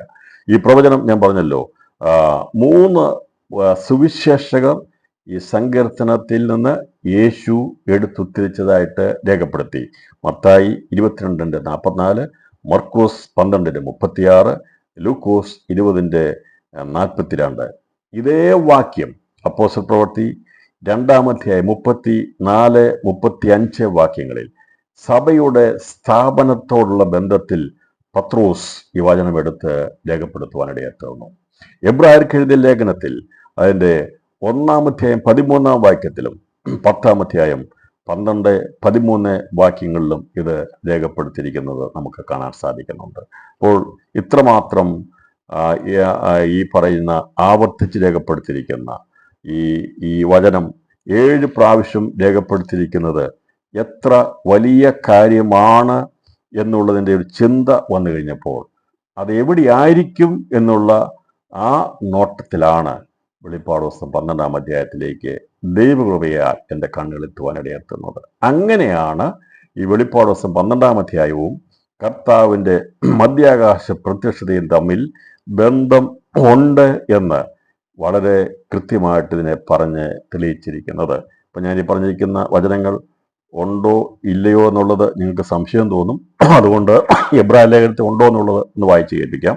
10-ാം അധ്യായം 12, 13 വാക്യങ്ങൾ ഇങ്ങനെ രേഖപ്പെടുത്തിയിരിക്കുന്ന, പാപങ്ങൾക്ക് വേണ്ടി യേശുവോ പാപങ്ങൾക്ക് വേണ്ടി ഏകയാഗം കഴിച്ചിട്ട് എന്നേക്കും ദൈവത്തിന്റെ വലത്ത് ഭാഗത്തിരുന്നു കൊണ്ട് തൻ്റെ ശത്രുക്കൾ തൻ്റെ പാദപീഠമാകുവോളം കാത്തിരിക്കുന്നു. അപ്പോൾ എബ്രായ ലേഖനം 10-ാം അധ്യായം 12, 13 വാക്യങ്ങൾ. അപ്പോൾ ഈ വചനത്തെ അതിൻ്റെ ആഴങ്ങൾ വെളിപ്പെടുത്തി രേഖപ്പെടുത്തി എന്നതിന് ശേഷമാണ് 1-ാം അധ്യായം 13 എബ്രായ ലേഖനം 1-ാം അധ്യായം 13 വാക്യത്തിൽ പറഞ്ഞിരിക്കുന്നത്, ഞാൻ നിന്റെ ശത്രുക്കളെ നിനക്ക് പാദപീഠമാക്കുവോളം നീ എൻ്റെ വലത്ത് ഭാഗത്തിരിക്കുക എന്ന് ദൂതന്മാരിൽ ആരോടെങ്കിലും വല്ലപ്പോഴും അള്ളിച്ചതിട്ടുണ്ടോ? അവരൊക്കെയും രക്ഷ പ്രാപിപ്പാനുള്ളവരുടെ ശുശ്രൂഷയ്ക്ക് അയക്കപ്പെടുന്ന സേവകാത്മാക്കളല്ലയോ? അപ്പോൾ ഇവിടെ ഉണ്ടായിരുന്നു ഈ പറയുന്ന എബ്രായ ലേഖനം 2 ഭാഗത്ത് എഴുതിയിട്ടുണ്ട്. അപ്പോസ്തല പ്രവൃത്തി അതിൻ്റെ 2-ാം അധ്യായം 34, 35 വാക്യങ്ങൾ സഭ സ്ഥാപിതമാകുന്ന സമയത്ത് 1-ാമത്തെ ശിഷ്യനായിരിക്കുന്ന അപ്പോസ്തലനായ പത്രോസ് എഴുന്നേറ്റ് നിന്ന് പ്രസ്താവിക്കുന്ന ഭാഗത്തിൽ ഇത് രേഖപ്പെടുത്തിയിട്ടുണ്ട്. അപ്പോസ്തല 2-ാം അധ്യായം 34, 35 വാക്യങ്ങൾ, ദാവീദ് സ്വർഗാരോഹണം ചെയ്തില്ലല്ലോ, എന്നാൽ അവൻ ഞാൻ നിന്റെ ശത്രുക്കളെ നിന്റെ പാദപീഠമാക്കുവോളം നീ എൻ്റെ വലത്ത് ഭാഗത്തിരിക്കുക എന്ന് കർത്താവ് എൻ്റെ കർത്താവിനോട് അരുളി ചെയ്തു എന്ന് പറയുന്നു. ആകയാൽ നിങ്ങൾ ക്രൂശിച്ച യേശുവിനെ തന്നെ ദൈവം കർത്താവും ക്രിസ്തുവുമാക്കി വെച്ചു എന്ന് ഇന്ന് ഇസ്രായേലിനൊക്കെ നിശ്ചയമായി അറിഞ്ഞുകൊള്ളട്ടെ. ഇപ്പോൾ സഭയുടെ സ്ഥാപനത്തെങ്കിലും ഇത് എടുത്ത് പറഞ്ഞു. ഇനി ബാക്കി സുവിശേഷത്തിലുള്ള കാര്യത്തിന് ഉണ്ടെന്നുള്ളതിന് ആർക്കും സംശയം ഉണ്ടാകരുത്. അപ്പം ഞാൻ ബാക്കി മുഴുവൻ വായിക്കുന്നില്ല. 110-ാം സങ്കീർത്തനം 1-ാം വാക്യത്തെ ഈ പ്രവചനത്തെ 2ആയിട്ട് നമുക്ക് തിരിക്കാം. ഒന്ന്, ഞാൻ നിന്റെ ശത്രുക്കളെ നിന്റെ പാതപീഠമാക്കുവോളം നീ എൻ്റെ വലത്ത് ഭാഗത്തിരിക്കുക. ഒന്ന്, യേശു പിതാവിൻ്റെ വലത്ത് ഭാഗത്ത് നിന്നിരുന്നു. പിതാവിൻ്റെ മടിയിലിരുന്ന ഏകജാതൻ ആയിരുന്നു, അല്ലേ? യോഹന്നാൻ എഴുതിയ സുവിശേഷത്തിൽ കാണാൻ സാധിക്കുന്നത്, പിതാവിൻ്റെ മടിയിലിരുന്ന ഏകജാതനായവൻ ഇപ്പോൾ പിതാവിൻ്റെ വലത്ത് ഭാഗത്തിരിക്കുന്നു. അപ്പോൾ തൻ്റെ മടിയിലിരുന്ന ഏകജാതനായിരിക്കുന്ന പുത്രൻ അവനോട് ഒന്നിച്ച് ആയിരുന്ന വചനമാകുന്ന ദൈവം മനുഷ്യപാപത്തിന് വേണ്ടി പാപപരിഹാരം വരുത്തി പിതാവിൻ്റെ വലത്ത് ഭാഗത്തിരിക്കുന്നു. അതാണ് നമ്മൾ വെളിപ്പെടുത്തുമ്പോൾ ആ പ്രവചനത്തിൽ രണ്ടായിട്ട് തിരിക്കുമ്പോൾ രണ്ടും സംഭവിച്ചിട്ടില്ല. അതിൽ ഇപ്പോൾ ഒരു കാര്യം സംഭവിച്ചു. അപ്പോൾ പിതാവിൻ്റെ വലത്ത് ഭാഗത്തിരിക്കുന്നു. അപ്പം യേശു ക്രിസ്തു എവിടെയായിരുന്നു? നേരത്തെ സ്വർഗത്തിൽ എവിടെയായിരുന്നു? അവൻ തൻ്റെ ഏകജാതനൻ പിതാവിൻ്റെ മടിയിലിരുന്നാണ് പറഞ്ഞിരിക്കുന്നത്.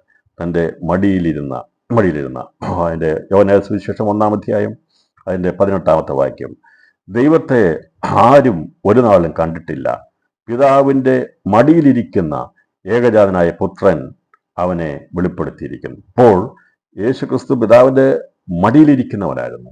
അവിടുന്ന് ലോകത്തിലേക്ക് വന്ന് പാപങ്ങൾക്ക് പരിഹാരം വരുത്തിയ ശേഷം പിതാവിൻ്റെ വലത്ത് ഭാഗത്തിരിക്കുന്നു. ഈ പിതാവിൻ്റെ വലത്ത് ഭാഗത്തിരിക്കുന്ന യേശു ക്രിസ്തു എന്നുവരെ പിതാവിൻ്റെ വലത്ത് ഭാഗത്തിരിക്കും എന്നുള്ളതിൻ്റെ ഉത്തരം എന്താണ്? ഞാൻ നിന്റെ ശത്രുക്കളെ നിന്റെ പാദപീഠമാക്കുള്ളൂ.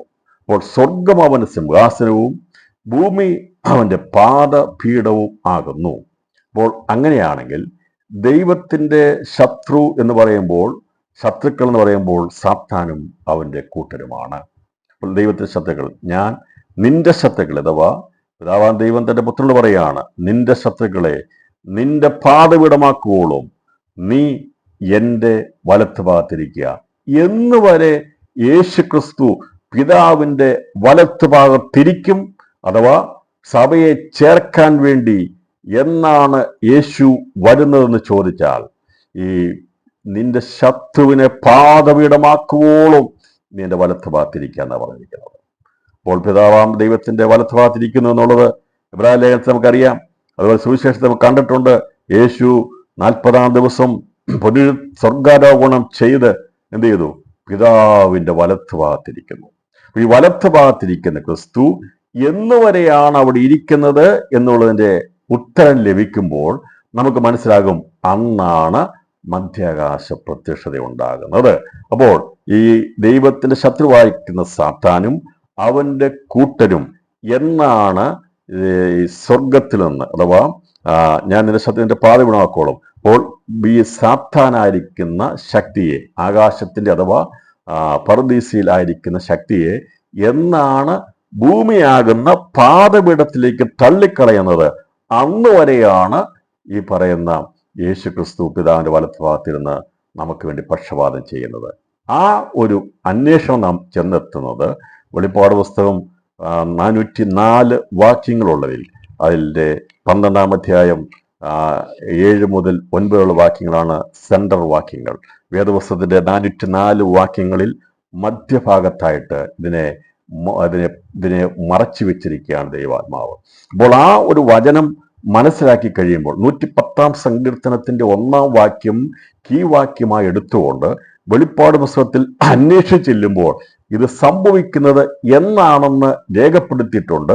അത് മനസ്സിലാക്കി കഴിയുമ്പോൾ ബാക്കിയുള്ള കാര്യങ്ങളൊക്കെ നമുക്ക് ഓപ്പണായിട്ട് കിട്ടും. ഇത് മനസ്സിലാക്കാതെ എത്ര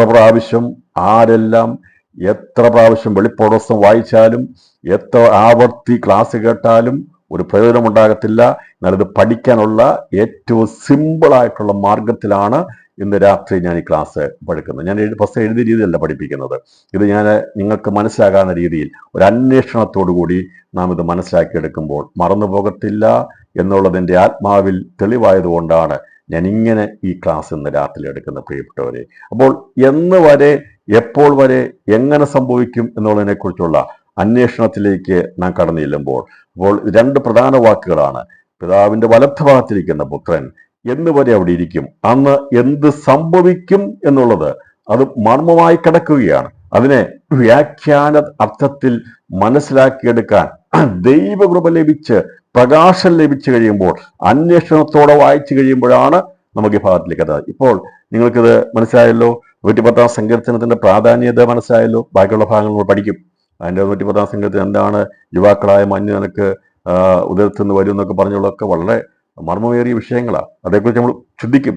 110 സങ്കീർത്തനം, 68 സങ്കീർത്തനം, ഇതെല്ലാം നമുക്ക് പഠിക്കേണ്ട സങ്കീർത്തനങ്ങളാണ്. ഇതെല്ലാം ഇതിനോട് ബന്ധപ്പെട്ട് കിടക്കുന്ന സങ്കീർത്തനങ്ങളാണ്. പക്ഷെ ഇതിന്റെ ഒരു പ്രധാന സങ്കീർത്തനത്തിന്റെ 1-ാമത്തെ വാക്യം നിങ്ങൾക്കിത് മനസ്സിലായില്ല എന്ന് നാളെ ആരും പറയരുത് കേട്ടോ. വെളിപ്പാട് ദിവസവും പഠിച്ചാൽ മനസ്സിലാകാത്ത ബുദ്ധിമുട്ടാണെന്ന് പറയരുത്.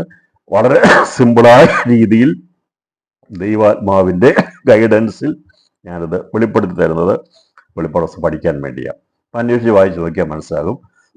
110 സങ്കീർത്തനം 1-ാം വാക്യം എവിടെയാണ്? ഇപ്പൊ വചനങ്ങളെല്ലാം പൂർത്തീകരിക്കപ്പെടണം. അതാണ് പറഞ്ഞിരിക്കുന്നത്, ഈ വചനമെല്ലാം നിവൃത്തിയാകുവോളം ആകാശവും ഭൂമിയും ഒഴിഞ്ഞു പോകുകയില്ല. അതാ പറഞ്ഞു, എൻ്റെ വായിൽ നിന്ന് വരുന്ന വചനങ്ങൾ, ദൈവത്തിന്റെ വായിൽ നിന്ന് വന്ന വചനങ്ങൾ നിവൃത്തിയാകുവോളം ആകാശവും ഭൂമി ഒഴിഞ്ഞു പോകുകയില്ല. ആകാശവും ഭൂമി ഒഴിഞ്ഞു പോകണമെങ്കിൽ വചനമെല്ലാം നിവൃത്തിയാകണം. അപ്പോൾ ഈ വചനം നിവൃത്തിയാകേണ്ട പ്രവചനങ്ങളെ പഠിക്കുമ്പോൾ നിവൃത്തിയായോ ഇല്ലയോ, അതെന്നും നിവൃത്തിയാകും, അതിന് എത്ര ഘട്ടങ്ങളുണ്ട് എന്നുള്ളത് മനസ്സിലാകണം. ഈ 110 സങ്കീർത്തനത്തിന്റെ പ്രവചനത്തിന്റെ 2 ഭാഗങ്ങളാണ്. ഒന്ന്, പിതാവിന്റെ മടിയിലിരുന്ന പുത്രൻ പിതാവിന്റെ വലത്ത് ഭാഗത്തിരിക്കുന്നത് ലോകാവസ്ഥാനത്തിന്റെ ആരംഭത്തിലാണ്. ലോകാവസ്ഥാനത്തിന്റെ ആരംഭത്തെങ്കിൽ കർത്താവ് തന്റെ പുത്രനെ, മടിയിലിരിക്കുന്ന പുത്രനെ ലോകത്തിൽ പാപജടത്തിന്റെ സദൃശ്യത്തിൽ അയച്ചു. പാപങ്ങൾക്ക് പരിഹാരം വരുത്തിയ ശേഷം പിതാവിന്റെ വലത്ത് ഭാഗത്തിരിക്കുന്നു. എന്ന് വരെ പിതാവിന്റെ വലത്ത് ഭാഗത്തിരിക്കും എന്നുള്ളതിന് അതിന് ഹിന്റായിട്ട്, അത് മർമ്മമായിട്ട് പറഞ്ഞു, നിന്റെ ശത്രുക്കൾ നിന്റെ പാതകൂടമാകുകയുള്ളൂ. അപ്പൊ നിന്റെ ശത്രുക്കളായിരിക്കുന്ന, അഥവാ ദൈവത്തിന്റെ ശത്രുക്കളായിരിക്കുന്ന സാത്താനും അവന്റെ ദൂതന്മാരും എന്നാണ് ഭൂമിയാകുന്ന പാതപീഠത്തിലേക്ക് വരുന്നത് എന്നുള്ളത് നമ്മൾ അങ്ങോട്ടും ഇങ്ങോട്ടും ചോദിക്കാൻ മനസ്സിലാകത്തില്ല. അതിനാണ് ഈ പുസ്തകം തന്നിരിക്കുന്നത്. അത് വായിച്ചു നോക്കുമ്പോൾ നമുക്കത് മനസ്സിലാകാൻ സാധിക്കും. ഇന്നടത്ത് പറഞ്ഞിട്ടുണ്ടല്ലോ. ഞാൻ വായിക്കാം. 12-ാം അധ്യായം അതിന്റെ 9-ാമത്തെ, അതിന്റെ 7 മുതൽ 9 വരെയുള്ള വാക്യങ്ങൾ ഞാൻ വായിക്കാം. 7 മുതൽ 9 വരെയുള്ള, നിങ്ങൾ 404 വാക്യമുള്ള ഈ ബൈബിൾ വായിച്ചിട്ട് ഇതിന്റെ മധ്യഭാഗത്ത് രേഖപ്പെടുത്തിയുള്ളൂ മനസ്സിലാക്കാൻ സാധിക്കും. ഞാനത് വായിച്ച് കണ്ടുപിടിച്ചതുകൊണ്ടാണ് പറഞ്ഞിരിക്കുന്നത്. ഇവിടെ രേഖപ്പെടുത്തി ഇങ്ങനെയാണ്. 12-ാം അധ്യായം 7 മുതൽ 9 വാക്യങ്ങൾ. പിന്നെ സ്വർഗത്തിൽ യുദ്ധമുണ്ടായി. മീഖായേലും അവന്റെ ദൂതന്മാരും മഹാസർപ്പത്തോട് പടവെട്ടി. തന്റെ ദൂതന്മാരുമായി മഹാസർപ്പവും പടവെട്ടി ജയിച്ചില്ലതാനും. സ്വർഗത്തിൽ അവിടെ സ്ഥലം പിന്നെ കണ്ടതുമില്ല. ഭൂതലത്തെ മുഴുവൻ തെറ്റിച്ചു കളയുന്ന പിശാശും സാത്താനുമെന്ന മഹാസർപ്പമായ പഴയ പാമ്പിനെ ഭൂമിയിലേക്ക് തള്ളിക്കളഞ്ഞു. അവന്റെ ദൂതന്മാരെയും അവനോട് കൂടെ തള്ളിക്കളഞ്ഞു. അപ്പോൾ 110-ാം സങ്കീർത്തനം 1-ാം വാക്യത്തിൽ പറഞ്ഞിരിക്കുന്ന പിതാവിന്റെ വലത്ത് ഭാഗത്തിരിക്കുന്ന പുത്രൻ എന്ന് വരെ പിതാവിന്റെ വലത്ത് ഭാഗത്തിരിക്കും എന്നുള്ളതിനെ മർമ്മമായി രേഖപ്പെടുത്തിയിരുന്നത്, ഞാൻ നിന്റെ ശത്രുക്കളെ നിന്റെ പാതകടമാക്കുവോളും നീ എന്റെ വലത്ത് ഭാഗത്തിരിക്കുക എന്ന സംഭവം ഉണ്ടാകുന്നത് ഒരു യുദ്ധത്തോടു കൂടിയാണ്. അതിനെയാണ് മധ്യാകാശ യുദ്ധം എന്ന് പറയുന്നത്. മധ്യാകാശ യുദ്ധം. ഇനി നടക്കാൻ പോകുന്ന യുദ്ധം ഹർമോദയ യുദ്ധമല്ല. ഇനി നടക്കാൻ പോകുന്ന യുദ്ധം ഇസ്രായേലോ പാലസ്തീനോ മറ്റുള്ള യുദ്ധങ്ങളല്ല. ഇനി നടക്കാൻ പോകുന്ന യുദ്ധം ആഗോളപരമായിട്ടുള്ള യുദ്ധമല്ല. ആത്മീയമായിട്ട് യുദ്ധങ്ങളെ കുറിച്ചുള്ള ക്ലാസ് ഞാൻ എടുത്തിട്ടുണ്ട്. അത് ആത്മീയ യുദ്ധങ്ങളെ കുറിച്ച് പഠിപ്പിക്കും. തീർച്ചയായും നമുക്കറിയാം എന്തൊക്കെയാണെന്നുള്ളത്. എന്നാൽ ഇവിടെ പ്രധാനമായി യുദ്ധം നടക്കുന്ന മധ്യാകാശത്ത് നടക്കുന്ന യുദ്ധം അത് നക്ഷത്ര യുദ്ധങ്ങളല്ല.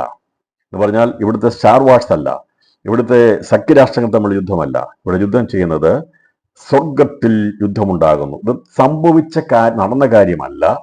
വേദപുസ്തകത്തിൽ 4-ാം അധ്യായം മുതൽ എഴുതപ്പെട്ടിരിക്കുന്ന സംഭവങ്ങളെല്ലാം മേലാൽ സംഭവിക്കാനുള്ള കാര്യമാണ്, സംഭവിച്ചിട്ടുള്ളതല്ല.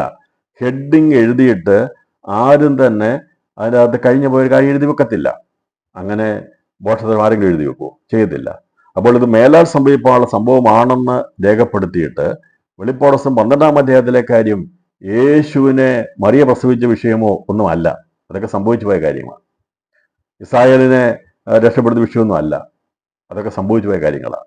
ഞാൻ പറഞ്ഞല്ലോ, ഇസ്രായേലിനോടുള്ള ബന്ധത്തിൽ 11 നക്ഷത്രങ്ങളോടുള്ള ബന്ധത്തിലൊന്നും അല്ല. അതൊന്നുമല്ല ഇവിടെ രേഖപ്പെടുത്തിയിരിക്കുന്നത്. ഇത് പറഞ്ഞിട്ട് ബാക്കി ഞാൻ പറയാം, മനസ്സിലാക്കി തരാം, അതിലേക്ക് വരും. ഈ പ്രവചനം നമ്മളെ എത്തിക്കുന്നത്, ഈ വചനം നമ്മൾ മനസ്സിലാക്കുമ്പോൾ ഇവിടെ അകത്തുണ്ടല്ലോ. ഇനി അത് തർക്കമൊന്നുമില്ലല്ലോ.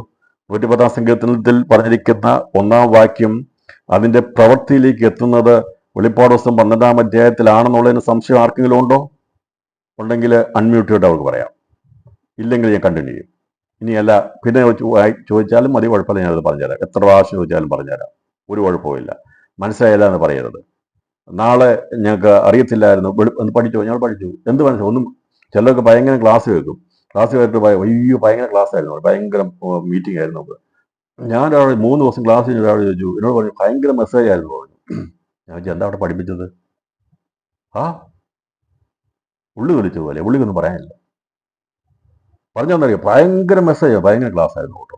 അപ്പൊ ഞാൻ ആകാശോട് ചോദിച്ചു എന്താ അവിടെ പഠിപ്പിച്ച വിഷയം എന്താ? സത്യത്തിൽ അദ്ദേഹം ഒന്നും പറയാൻ വയ്യാത്ത പോലെ എനിക്കൊന്നും ഒന്നും അറിയത്തില്ല. പിന്നെ എന്താ കേട്ടതെന്താ? അവിടുത്തെ കുറെ ഒച്ചയും ബഹളവും കാര്യങ്ങളൊക്കെ കേട്ടു. അത് അവിടെ ഇരുന്നപ്പം ഇറങ്ങിപ്പോയപ്പം ചെരുപ്പ് വെളിയിട്ടിട്ട് ഇറങ്ങിന്ന് പോകുന്നില്ല. അങ്ങോട്ട് കയറുമ്പം ഊരിയിട്ടിട്ട് പോകും, തിരിച്ചു എടുത്തുകൊണ്ട് പോകുന്ന അത്രയേ ഉള്ളൂ. അങ്ങനെ ആകരുത്. ഞങ്ങൾ വെളിപ്പാട് ദിവസം 28 ദിവസങ്ങൾ ക്ലാസ് പഠിച്ചു കേട്ടോ. എന്താ മനസ്സിലായി? അങ്ങനെയാണോ? അല്ല, അങ്ങനെയാകാൻ പാടില്ല. അങ്ങനെ നമ്മളാകാൻ പാടില്ല. നമ്മളിതിനെ മനസ്സിലാക്കണം. അല്ല, മറന്നുപോകും, പക്ഷെ ഓർക്കുമ്പോൾ ഇന്നതാണെന്ന് മനസ്സിലാകണം. അപ്പം ആ ഒരു രീതിയിലാണ് ഈ ദൈവം മനസ്സിലാക്കി പഠിപ്പിക്കുന്നത്. അപ്പം നാളെ ഒരു സംശയം ഉണ്ടാകാൻ പാടില്ല. നിങ്ങൾക്ക് എന്തെങ്കിലും ന്യായമായ സംശയം ഉണ്ടെങ്കിൽ ദയവായിട്ട് ആർക്ക് വേണമെങ്കിലും ചോദിക്കാം. ഞാനീ പറയുന്ന ഒന്നും വചനത്തിന് വിരുദ്ധമായ കാര്യങ്ങളല്ല. വചനത്തിൽ രേഖപ്പെടുത്തിയിരുന്ന കാര്യങ്ങളെ വചനം കൊണ്ട് തന്നെ തെളിയിച്ചു പോകുന്നതുകൊണ്ടാണ് ഏത് പാതിരാത്രിക്ക് വിളിച്ചു ചോദിച്ചാലും ഞാൻ ഉത്തരം പറയാമെന്ന് പറയുന്നത്. ഞാൻ എൻ്റെ കയ്യിൽ നിന്ന് എടുത്തതോ വേറെ ചരിത്രങ്ങൾ കൊണ്ടൊന്നോ ഏതെങ്കിലും പുസ്തകങ്ങളൊന്നും എടുത്തോ അല്ല പഠിപ്പിക്കുന്നത്. വേദപുസ്തകത്തിലെ വചനത്തെ വചനം കൊണ്ട് തന്നെ തെളിയിക്കുന്നതുകൊണ്ടാണ് എനിക്ക് ദൈവകൃപയാൽ ഉറപ്പുള്ളത്. ഏത് അർദ്ധരാത്രിക്ക് വിളിച്ചു ചോദിച്ചാലും ഞാൻ മറുപടി പറയാമെന്ന് പറയുന്നതിൻ്റെ കാരണം ഇത് അങ്ങനെ മനസ്സിലാക്കിയത് കൊണ്ടാണ്. 110-ാം സങ്കീർത്തനം 1-ാം വാക്യം എവിടെ പൂർത്തീകരിക്കപ്പെടുന്നു എന്നുള്ളത് നീ ആരും മറന്നു പോകത്തില്ല എന്ന് ഞാൻ വിശ്വസിക്കുന്നു. ഒന്നുകൂടെ ആവർത്തിച്ച് പറയുന്നു. അപ്പം പിതാവിന്റെ വലത്ത് ഭാഗത്തിരിക്കുന്ന പുത്രനായിരിക്കുന്ന ക്രിസ്തു എന്നുവരെ അവിടെ കാത്തിരിക്കും എന്ന് ചോദിക്കുമ്പോൾ അത് തൻ്റെ ശത്രുക്കളെ പാദപീഠമാക്കുവോളും അവന്റെ വലത്ത് ഭാഗത്തിരിക്കാന്ന് പിതാവാം ദൈവം തന്റെ പുത്രനോട് പറഞ്ഞിരിക്കുന്നു. അപ്പോൾ അന്നേരം എന്താണ് സംഭവിക്കുന്നതെന്നാണ് ഇവിടെ രേഖപ്പെടുത്തിയിരിക്കുന്നത്. അതിന്റെ 12 മുതൽ 1-6 വരെയുള്ള വാക്യങ്ങൾ വായിക്കും. അത് കഥാന മധ്യാകാശ പ്രതിഷ്ഠയുടെ വിഷയത്തിലാണ് പഠിക്കുന്നത്. അതിലേക്ക് പിന്നീട് നമ്മൾ പഠിക്കും. എന്നാൽ ഈ വെളിപ്പാട് പുസ്തകത്തിന്റെ കീ വാക്യമായിരിക്കുന്ന സൂത്രവാക്യമാക്കിയിരിക്കുന്ന അല്ലെങ്കിൽ ലോക്ക് ചെയ്ത് വെച്ചിരിക്കുന്ന വെളിപ്പാട് പുസ്തകത്തെ അൺലോക്ക് ചെയ്യാൻ വേണ്ടി നാം ഉപയോഗിച്ചിരിക്കുന്നതിന്റെ മധ്യഭാഗത്ത് ദൈവം മറച്ചു വെച്ചിരിക്കുന്ന മർമ്മത്തെ വെളിപ്പെടുത്തി പഠിക്കുക എന്നുള്ളതാണ്. അത് പഠിച്ചു കഴിഞ്ഞാൽ പുറകോട്ടും മുമ്പോട്ടും പഠിക്കാൻ എളുപ്പമാണ്. വെളിപ്പാട് പുസ്തകത്തിന്റെ മധ്യഭാഗമായിരിക്കുന്ന ഈ വചനം മനസ്സിലാക്കി കഴിഞ്ഞാൽ ഇതിന് പുറകോട്ടും മുമ്പോട്ടും പഠിക്കാൻ നമുക്ക് സാധിക്കും. ആ ഒരു കൺസെപ്റ്റിലാണ് നമ്മൾ വെളിപ്പാട് പുസ്തകം പഠിക്കുന്നത്. എന്താണ് ആ വിഷയം? വെളിപ്പാട് പുസ്തകത്തിൽ നമ്മൾ കീ വാക്യം ഉപയോഗിക്കുന്നത് സങ്കീർത്തനങ്ങളുടെ പുസ്തകം 110-ാം അധ്യായം 1-ാം വാക്യമാണ്. ഞാൻ ആവർത്തിച്ച് പറയുന്നത് ഇതാണ് കീ വാക്യം. അതെന്താണ് വാക്യം? കർത്താവ് ദൈവം പിതാവാന്തേന്റെ തന്റെ പുത്രനോട് പറയുന്നു, ഞാൻ നിന്റെ ശത്രുക്കളെ നിന്റെ പാദപീഠമാക്കുവോളും നീ എൻ്റെ വലത്ത് ഭാഗത്തിരിക്കുക. ക്രിസ്തുവിന്റെ ശത്രുക്കൾ ആരാണ്? മഹാസർപ്പമായിരിക്കുന്ന സാത്താനാണ്, അവന്റെ സൈന്യമാണ്. അവനെ പാദപീഠമാക്കുന്നത് എങ്ങനെയാണ്, എപ്പോഴാണ്? ശലോമോൻ ചോദിച്ചല്ലോ, അത് എങ്ങനെ സംഭവിക്കും എന്ന് ചോദിക്കുമ്പോൾ വെളിപ്പാട് പുസ്തകത്തിൽ കർത്താവ് പറഞ്ഞു, ഇങ്ങനെയാ സംഭവിക്കുന്നത്. എങ്ങനെയാ കാര്യങ്ങൾ സംഭവിക്കുന്നത്? മേലാൽ സംഭവിപ്പോൾ എങ്ങനെയാ സംഭവിക്കുന്നത് ചോദിക്കുമ്പോൾ ഇങ്ങനെയാണ് സംഭവിക്കുന്നത്. മധ്യാകാശ പ്രത്യക്ഷത്തിൽ എന്ത് സംഭവിക്കും? എന്താണ് സംഭവിക്കുന്നത്? എങ്ങനെയാണ് സഭ എടുക്കപ്പെടുന്നത്? അന്ന് എന്താണ് സംഭവിക്കുന്നത് എന്ന് ചോദിക്കുമ്പോൾ ഇതിങ്ങനെയാണെന്ന് മനസ്സിലാകണമെങ്കിൽ വെളിപ്പാട് പുസ്തകം 12-ാം അധ്യായം പഠിക്കണം. അതല്ലാതെ 4-ാം അധ്യായത്തിന് 1-ാം വാക്യം കൊടുത്തുകൊണ്ട് ഇവിടെ കയറി വരിക, മേലാൽ സംഭവിപ്പാൽ കാണിച്ചു തരാമെന്ന് പറഞ്ഞ വചനത്തോടുകൂടി സഭ എടുക്കപ്പെട്ടു എന്ന് പഠിപ്പിക്കുന്നത് അസംബന്ധമാണ്, തെറ്റാണ്. അത് യാതൊരുവിധ പൊരുത്തമുള്ള പഠിപ്പിക്കലല്ല. ആര് എത്ര എതിർത്താലും ഞാൻ അതിനെ ഖണ്ഡിച്ച് ദൈവസ്നേഹത്തിൽ അതിനെ ഖണ്ഡിച്ചുകൊണ്ട് പറയുകയാണ്. 4-ാം അധ്യായം 1-ാം വാക്യം പറഞ്ഞിരിക്കുന്ന വചനം അത് യോഹന്നാനോട് ഇവിടെ കയറി വരിക എന്ന് പറഞ്ഞിരിക്കുന്നതാണ്. ഇവിടെ പറഞ്ഞിരിക്കുന്നത് ഇവിടെ കയറി വരിക, മേലാൽ സംഭവിപ്പാനിരിക്കുന്നത് ഞാൻ നിനക്ക് കാണിച്ചു തരാമെന്ന് പറഞ്ഞിരിക്കുന്നത് യോഹന്നാൻ ആത്മവിശുദ്ധിയിൽ മുകളിലോട്ട് എടുക്കുന്ന കാര്യമാണ്. അതല്ലാതെ അതിനകത്ത് സഭ എടുക്കപ്പെടുന്നു എന്ന് മിസ്അണ്ടർപ്രിറ്റ് ചെയ്ത് ദുർവ്യാഖ്യാനം ചെയ്ത് പഠിപ്പിച്ചാൽ അത് വചനവിരുദ്ധമാകുന്നു എന്നുള്ളത് ദൈവവചനത്തിന് അടിസ്ഥാനത്തിലും ആധികാരികതയിലും ഞാൻ ഇന്ന് രാത്രിയിൽ അതിനെ ഖണ്ഡിച്ച് പഠിപ്പിക്കുന്നു. അപ്പൊ നിങ്ങൾക്ക് സംശയം ഉണ്ടാകത്തില്ല എന്ന് വിചാരിക്കുന്നു. 4-ാം 1-ാം വാക്യത്തിലല്ല സഭ എടുക്കപ്പെടുന്നത്.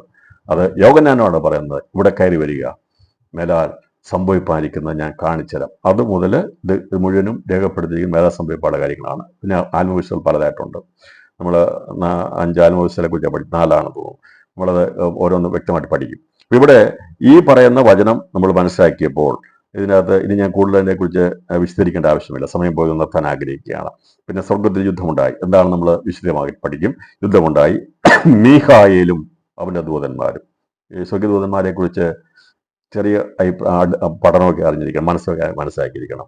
നമ്മുടെ ഒരു ചെറിയ കാര്യത്തിന് മീഖായേലൊന്നും വരത്തുന്നില്ല. നമ്മളുടെ ചെറിയ കാര്യം അറിയിക്കാൻ ഗബ്രിയേലും വരത്തില്ല. ദൂത് അറിയിക്കുന്ന ഗബ്രിയേലാണ്, അതിന്റെ ഹെഡ്, അതിന്റെ തലവൻ ഗബ്രിയേലാണ്. ദൂത് അറിയിക്കുന്ന ഗബ്രിയേലാണ്.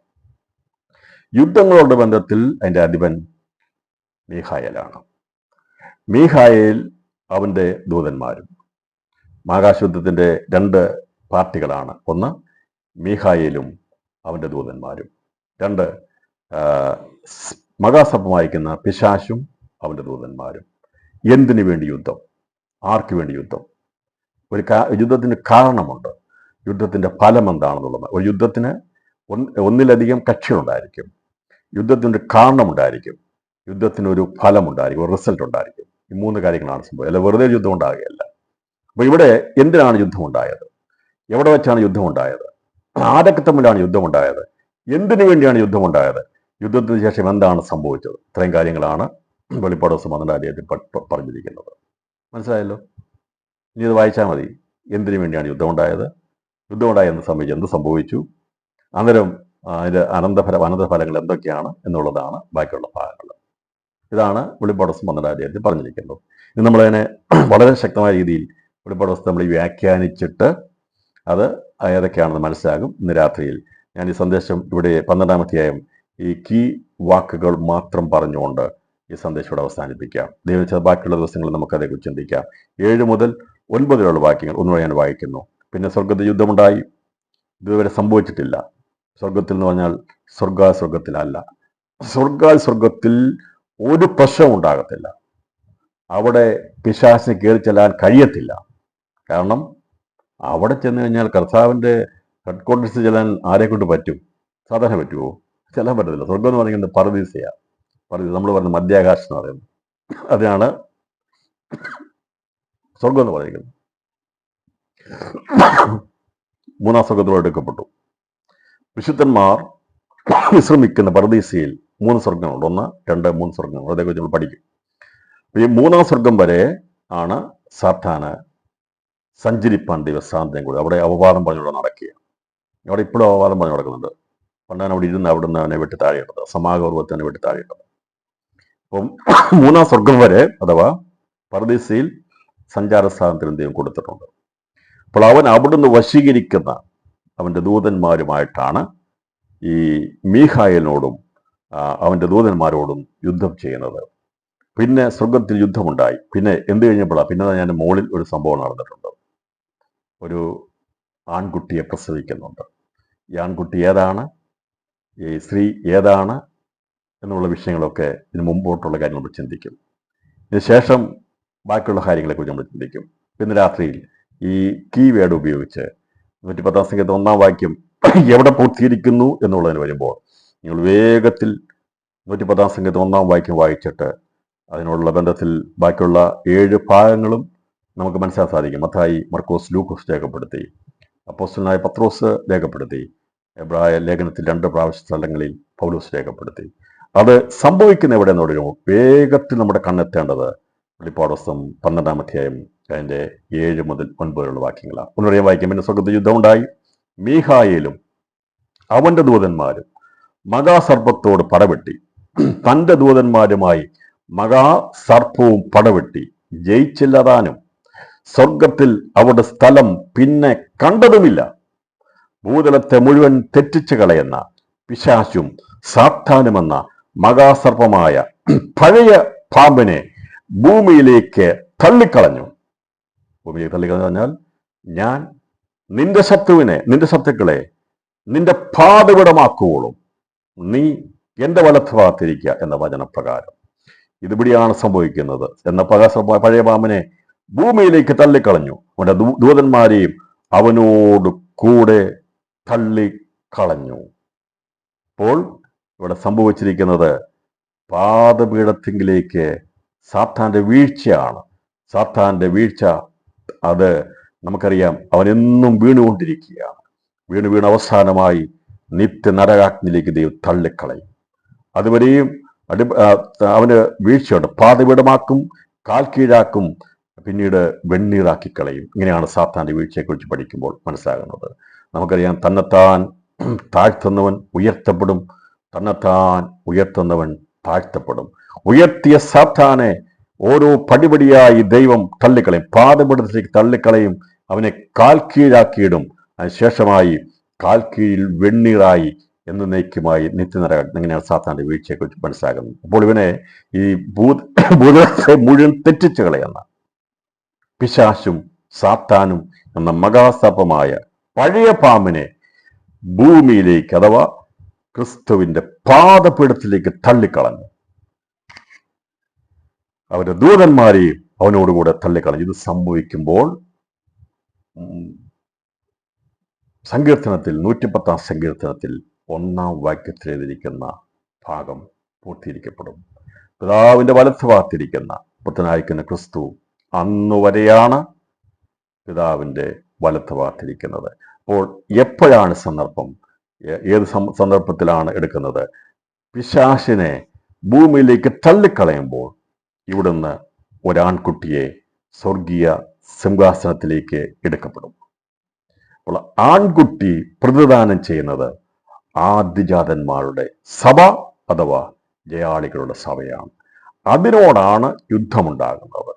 ആ ഒരു വിഷയത്തോടാണ് യുദ്ധമുണ്ടാകുന്നത്. കർത്താവ് താൻ ഗംഭീരനാഥത്തോടും പ്രധാന ദൂതന്റെ ശബ്ദത്തോടും ദൈവത്തിന്റെ കകളത്തോടും കൂടി സ്വർഗത്തിൽ നിന്ന് ഇറങ്ങി വരുമ്പോൾ ഈ പ്രധാന ദൂതനായിരിക്കുന്ന മീഖായെ ഒക്കെ ഇറങ്ങി വരുന്ന സംഭവം നടക്കുന്നത് എപ്പോഴാണ് നടക്കുന്നത്? ദൈവസഭയുടെ തികവാകുന്ന ആ ആൺകുട്ടിയെ, സകല ജാതികളെയും ഇരുമ്പുകോൽ കൊണ്ട് മേയ്ക്കാനുള്ള ഒരാൺകുട്ടിയെ പ്രസവിക്കുന്ന ആ ആൺകുട്ടിയെ സ്വർഗത്തിലേക്ക് പെട്ടെന്ന് എടുക്കപ്പെടുമ്പോൾ, അഥവാ എന്നെയും നിങ്ങളെയും തേജസ്സിന്റെ രൂപികളായി സ്വർഗത്തിലെ സിംഹാസനത്തിലേക്ക് എടുക്കപ്പെടുന്ന സമയത്താണ് ദൈവം സാത്താനെയും അവന്റെ ദൂതന്മാരെയും ഭൂമിയിലേക്ക് തള്ളിക്കളയുന്നത്. അന്ന് നടക്കുന്ന സംഭവമാണ് മധ്യാകാശത്ത് നടക്കുന്ന യുദ്ധം. അത് രേഖപ്പെടുത്തിയിരിക്കുന്നത് വെളിപ്പാട് പുസ്തകത്തിലാണ്. തുടർന്നുള്ള ഭാഗങ്ങൾ വെളിപ്പാട് പുസ്തകം 12-ാം അധ്യായത്തിലെ സ്ത്രീ ആരാണ്, ആൺകുട്ടി ആരാണ് എന്നുള്ള കാര്യങ്ങളെക്കുറിച്ച് ഏകദേശം ഒരു ധാരണ മനസ്സിലായല്ലോ. ബാക്കിയുള്ള ഭാഗങ്ങൾ വചനത്തിന് അടിസ്ഥാനത്തിൽ തെളിയിക്കും. അതിനുശേഷം സാധാന്യ മഹോത്സവം എങ്ങനെ നടക്കുന്നു, എടുക്കുമ്പോൾ സഭ എന്തൊക്കെ എന്നുള്ള വിഷയങ്ങൾ 8 ഭാവികാല സംഭവങ്ങളെക്കുറിച്ച് പഠിച്ചത് നാം ഈ വിഷയത്തോടുള്ള ബന്ധത്തിൽ മുമ്പോട്ടും പുറകോട്ടും പഠിച്ച് കാര്യങ്ങളെ മനസ്സിലാക്കിയെടുക്കാൻ സാധിക്കും എന്നുള്ള ദൂത് കൈമാറിക്കൊണ്ട് ഇന്ന് രാത്രിയിലെ വചന പഠനത്തിന് വിരാമം വിടുകയാണ്. മനസ്സിലായെന്ന് വിചാരിക്കുന്നു. വെളിപ്പാട് പുസ്തകത്തിന്റെ ഈ വചനം മനസ്സിലായെന്ന് വിചാരിക്കുന്നു. അപ്പോൾ മധ്യഭാഗത്തായി രേഖപ്പെടുത്തിയിരിക്കുന്ന 12-ാം അധ്യായം 7, 8, 9 വാക്യങ്ങളിൽ രേഖപ്പെടുത്തിയിരിക്കുന്ന മധ്യാകാശ യുദ്ധമാണ് നടക്കാൻ പോകുന്ന യുദ്ധം. അതുവരെയും കഴിഞ്ഞ 2000 വർഷമായി പാപങ്ങൾക്ക് പരിഹാരം വരുത്തിയ യേശു ക്രിസ്തു സഭയുടെ എണ്ണം തികയപ്പെടാൻ വേണ്ടി കാത്തിരിക്കുകയാണ്. എണ്ണം തികയുന്നത് പിതാവാം ദൈവത്തിന്റെ മനോനിർണയത്തിലുള്ള എണ്ണമാണ്. എത്ര പേർ ഈ ആദിജാതന്മാരുടെ സഭയിൽ ഉൾപ്പെടുമെന്നുള്ളത് പിതാവാം ദൈവത്തിന്റെ ലോകസ്ഥാപനത്തിന് മുമ്പേ ഒരു കണക്കുണ്ട്. ഇന്നുവരെയും ആ എണ്ണം തികഞ്ഞിട്ടില്ല. എന്നാണോ പിതാവാം ദൈവത്തിന്റെ മനസ്സിലെ കണക്കിന്റെ എണ്ണം പൂർത്തീകരിക്കുന്നത്, അന്ന് മധ്യാകാശ യുദ്ധമുണ്ടാകും. ആ യുദ്ധത്തിൽ സാത്താനും അവന്റെ സൈന്യവും ഭൂമിയാകുന്ന പാദപീഠത്തിലേക്ക് തള്ളിക്കളയുമ്പോൾ ആ സന്ദർഭത്തിൽ ഇവിടുന്ന് മൺപൊടികളിൽ നിന്ന് ഒരു കൂട്ടർ വിണ്ണിന്റെ മക്കളായി, തേജസ്സിന്റെ മക്കളായി ആ സ്വർഗീയ സിംഹാസനത്തിലേക്ക് എടുക്കപ്പെടുവാൻ ആദ്യജാതന്മാരുടെ സഭ ഒരാൺകുട്ടിയായി എടുക്കപ്പെടും. ആ സ്വർഗീയ സിംഹാസനത്തിലേക്ക് പെട്ടെന്ന് എടുക്കപ്പെടും. അത് ഇന്ന് സംഭവിച്ചാൽ ഈ പറയുന്ന വചനം നിവൃത്തിയാകും. അതിന്റെ ഭാഗമായി തിരുവാന കർത്താവ് നമ്മെ കണ്ടിരിക്കുന്നത് ആ സ്ത്രീ പ്രസവിക്കുന്ന ആൺകുട്ടി ആര് എന്ന് ചോദിക്കുമ്പോൾ ആദിജാതന്മാരുടെ സഭയാണ്. സ്വർഗത്തിൽ ഭരിക്കുന്ന ആദിജാതന്മാരുടെ സഭയാണ് എടുക്കപ്പെടുന്നത്. അപ്പൊ ഇതുവേണ്ടിയാണ് യുദ്ധമുണ്ടാകാൻ പോകുന്നത്. നമ്മളോട് വാഗ്ദത്തം ചെയ്തിരിക്കുന്ന ആ കാര്യം നിവൃത്തിയിരിക്കപ്പെടാൻ പോകുമ്പോൾ സാത്താനും അവന്റെ സൈന്യവും ദൈവത്തിന്റെ പാദപീഠമാകുന്ന ഭൂമിയിലേക്ക് തള്ളിക്കളയുമ്പോൾ ഇവിടുന്ന് ഒരാദ്യ ഫലമായിരിക്കുന്ന ക്രിസ്തുവിനോട് ചേരുവാനുള്ള അവനാണ് മരണപുനരുത്ഥാന ഫലമായി ഉയർക്കപ്പെട്ട് പിതാവിന്റെ വലത്തുഭാഗത്തിരിക്കുന്നെങ്കിൽ ഇന്ന് ഒരു കല്ലറ മാത്രമേ ഉയർക്കപ്പെട്ട് കിടക്കുന്നുള്ളെങ്കിൽ ഇന്ന് രാത്രി ഞാൻ ആത്മാവിൽ വിളിച്ചു പറയുക, ഈ മധ്യാകാശത്ത് യുദ്ധം നടക്കുന്ന കർത്താവിന്റെ മധ്യാകാശ വരവെങ്കിൽ അനേക കല്ലറകൾ തുറക്കപ്പെടുവാനിടയാത്തരും ജീവനോടിരിക്കുന്ന ഒരു കൂട്ടം ആൾക്കാർ രൂപാന്തരപ്പെടുവാനിടയാത്തരും.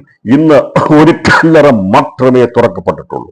അത് ആദ്യഫലമായിരിക്കുന്ന ക്രിസ്തുവാണ്. എന്നാൽ ക്രിസ്തുവിനോട് ചേരുവാനുള്ള ആദ്യജാതന്മാരെ എവിടെ അടക്കിയിട്ടാലും അവരെ അവിടുന്ന് ഉയർപ്പിക്കും.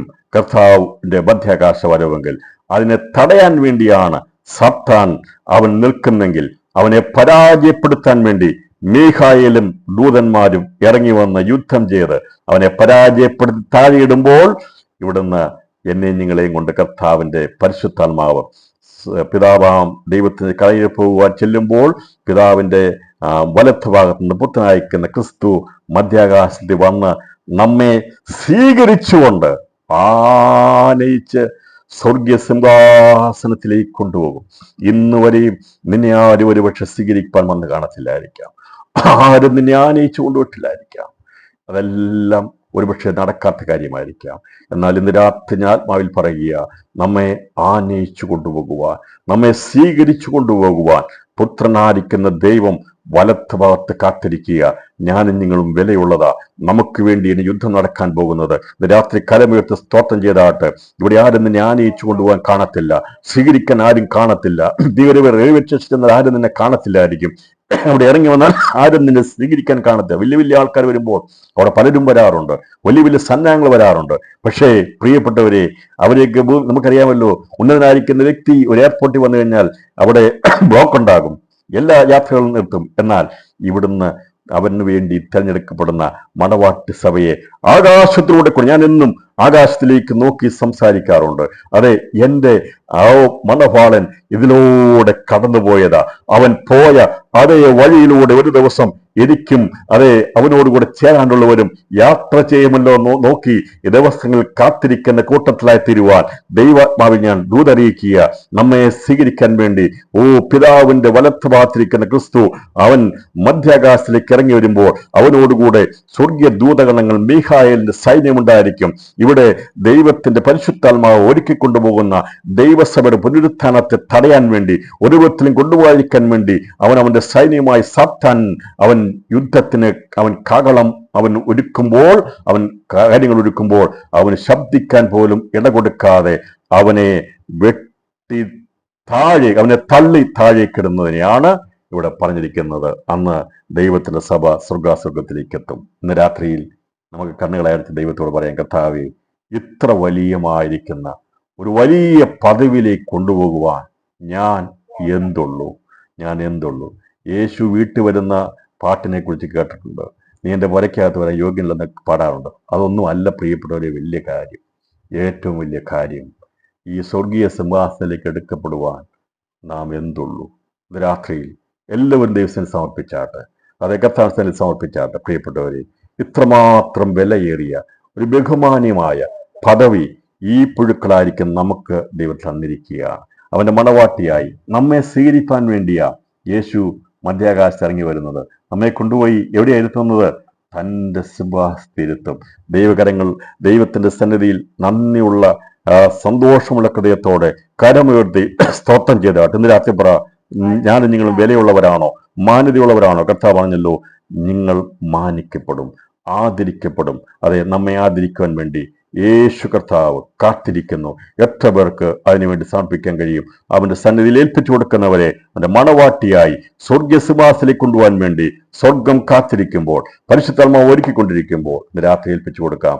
തുടർന്നുള്ള പഠനങ്ങൾ ഇതിനുള്ള ബന്ധത്തിൽ വളരെ വളരെ എളുപ്പത്തിൽ മനസ്സിലാകാവുന്ന രീതിയിൽ മനസ്സിലാക്കിയെടുക്കാൻ സാധിക്കും. വെളിപ്പാട് പുസ്തകത്തിന്റെ പഠനത്തിന്റെ കേന്ദ്ര വിഷയം ഇന്ന് രാത്രി ഞാൻ പഠിപ്പിച്ചു, മനസ്സിലാക്കി തന്നു. അത് മനസ്സിലായെങ്കിൽ ബാക്കിയുള്ളത് മുമ്പോട്ടും പുറകോട്ടുമുള്ള സംഭവങ്ങൾ മനസ്സിലാക്കാൻ സാധിക്കും. കർത്താവിന്റെ മധ്യാകാശ പ്രദേശത്തെക്കുറിച്ച് ബാക്കിയുള്ള ഭാഗങ്ങളെ വ്യാഖ്യാനിക്കുന്നതായിരിക്കും. ദൈവമായ കർത്താവ് ഇന്ന് രാത്രി നമ്മെ ഏവരെയും ധാരാളമായി അനുഗ്രഹിക്കട്ടെ. ഈ സന്ദേശത്തെക്കുറിച്ച് എന്തെങ്കിലും സംശയങ്ങളോ ചോദ്യങ്ങളോ ഉണ്ടെങ്കിൽ നിശ്ചയമായിട്ടും ഞങ്ങൾക്ക് അഭിപ്രായം പറയാം.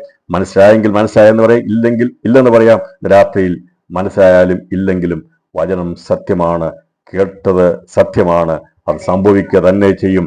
പിതാവിന്റെ വലത്തുഭാഗത്തിരിക്കുന്ന പുത്രനായിരിക്കുന്ന ക്രിസ്തു കാത്തിരിക്കുന്നത് തന്റെ ശത്രുക്കളെ പാതപീഠമാക്കുന്ന ദിവസത്തിന് വേണ്ടിയാണ്. അത് സംഭവിക്കുന്ന മധ്യാകാശ യുദ്ധം നടക്കുന്ന സമയത്താണ്. മീഖായേൽ അവന്റെ സൈന്യം ഇറങ്ങി യുദ്ധം ചെയ്യുമ്പോൾ അവർ യുദ്ധം ചെയ്യുന്നത് വെറുതെയല്ല, ഇവിടെ ഒരു ആൺകുട്ടിയെ എടുക്കുന്നത് തടയാൻ വേണ്ടിയാണ്. അത് ഞാനും നിങ്ങൾ ഉൾപ്പെടുന്ന ആദ്യജാതന്മാരുടെ സഭയാണ്. മരിച്ചെങ്കിൽ പുനരുത്ഥാനം പ്രാപിക്കണം ആ ദിവസം. അതല്ല ജീവനോടിരിക്കുന്ന ഈ ദിവസങ്ങളാണെങ്കിൽ അവന്റെ ആ സമയത്ത് നമ്മെ രൂപാന്തരപ്പെടുത്തി നമ്മെ ഇവിടുന്ന് ഒരു ആൺകുട്ടിയായിട്ട് ആദിജാതന്മാർ സഭയായി സ്വർഗാസുഖത്തിലേക്ക് എടുക്കപ്പെടുമ്പോൾ ആ പദവിയിൽ എത്തിച്ചേരാനുള്ള വലിയ വിളി നമുക്കുള്ളതുകൊണ്ട് ദൈവസേനയെ സമർപ്പിക്കാം. ഈ വചനതാക്കത്ത നമ്മെ സഹായിക്കട്ടെ. തുടർന്നുള്ള പഠനങ്ങൾ ദൈവകൃപയാൽ ഭാവികാല സംഭവങ്ങളുടെ വിഷയങ്ങൾ വളരെ ലളിതമായ രീതിയിൽ മനസ്സിലാകാവുന്ന ഭാഷയിൽ മനസ്സിലാക്കി ഗ്രഹിപ്പിച്ചു തരുവാൻ പരിശുദ്ധമാ കൂടെയുണ്ട്. നിങ്ങൾ കാണിക്കുന്ന സകല നന്ദി പറയുന്നു. ദൈവമായ കർത്താവ് നമ്മെ ഏവരെയും ധാരാളമായി അനുഗ്രഹിക്കുമാറാകട്ടെ.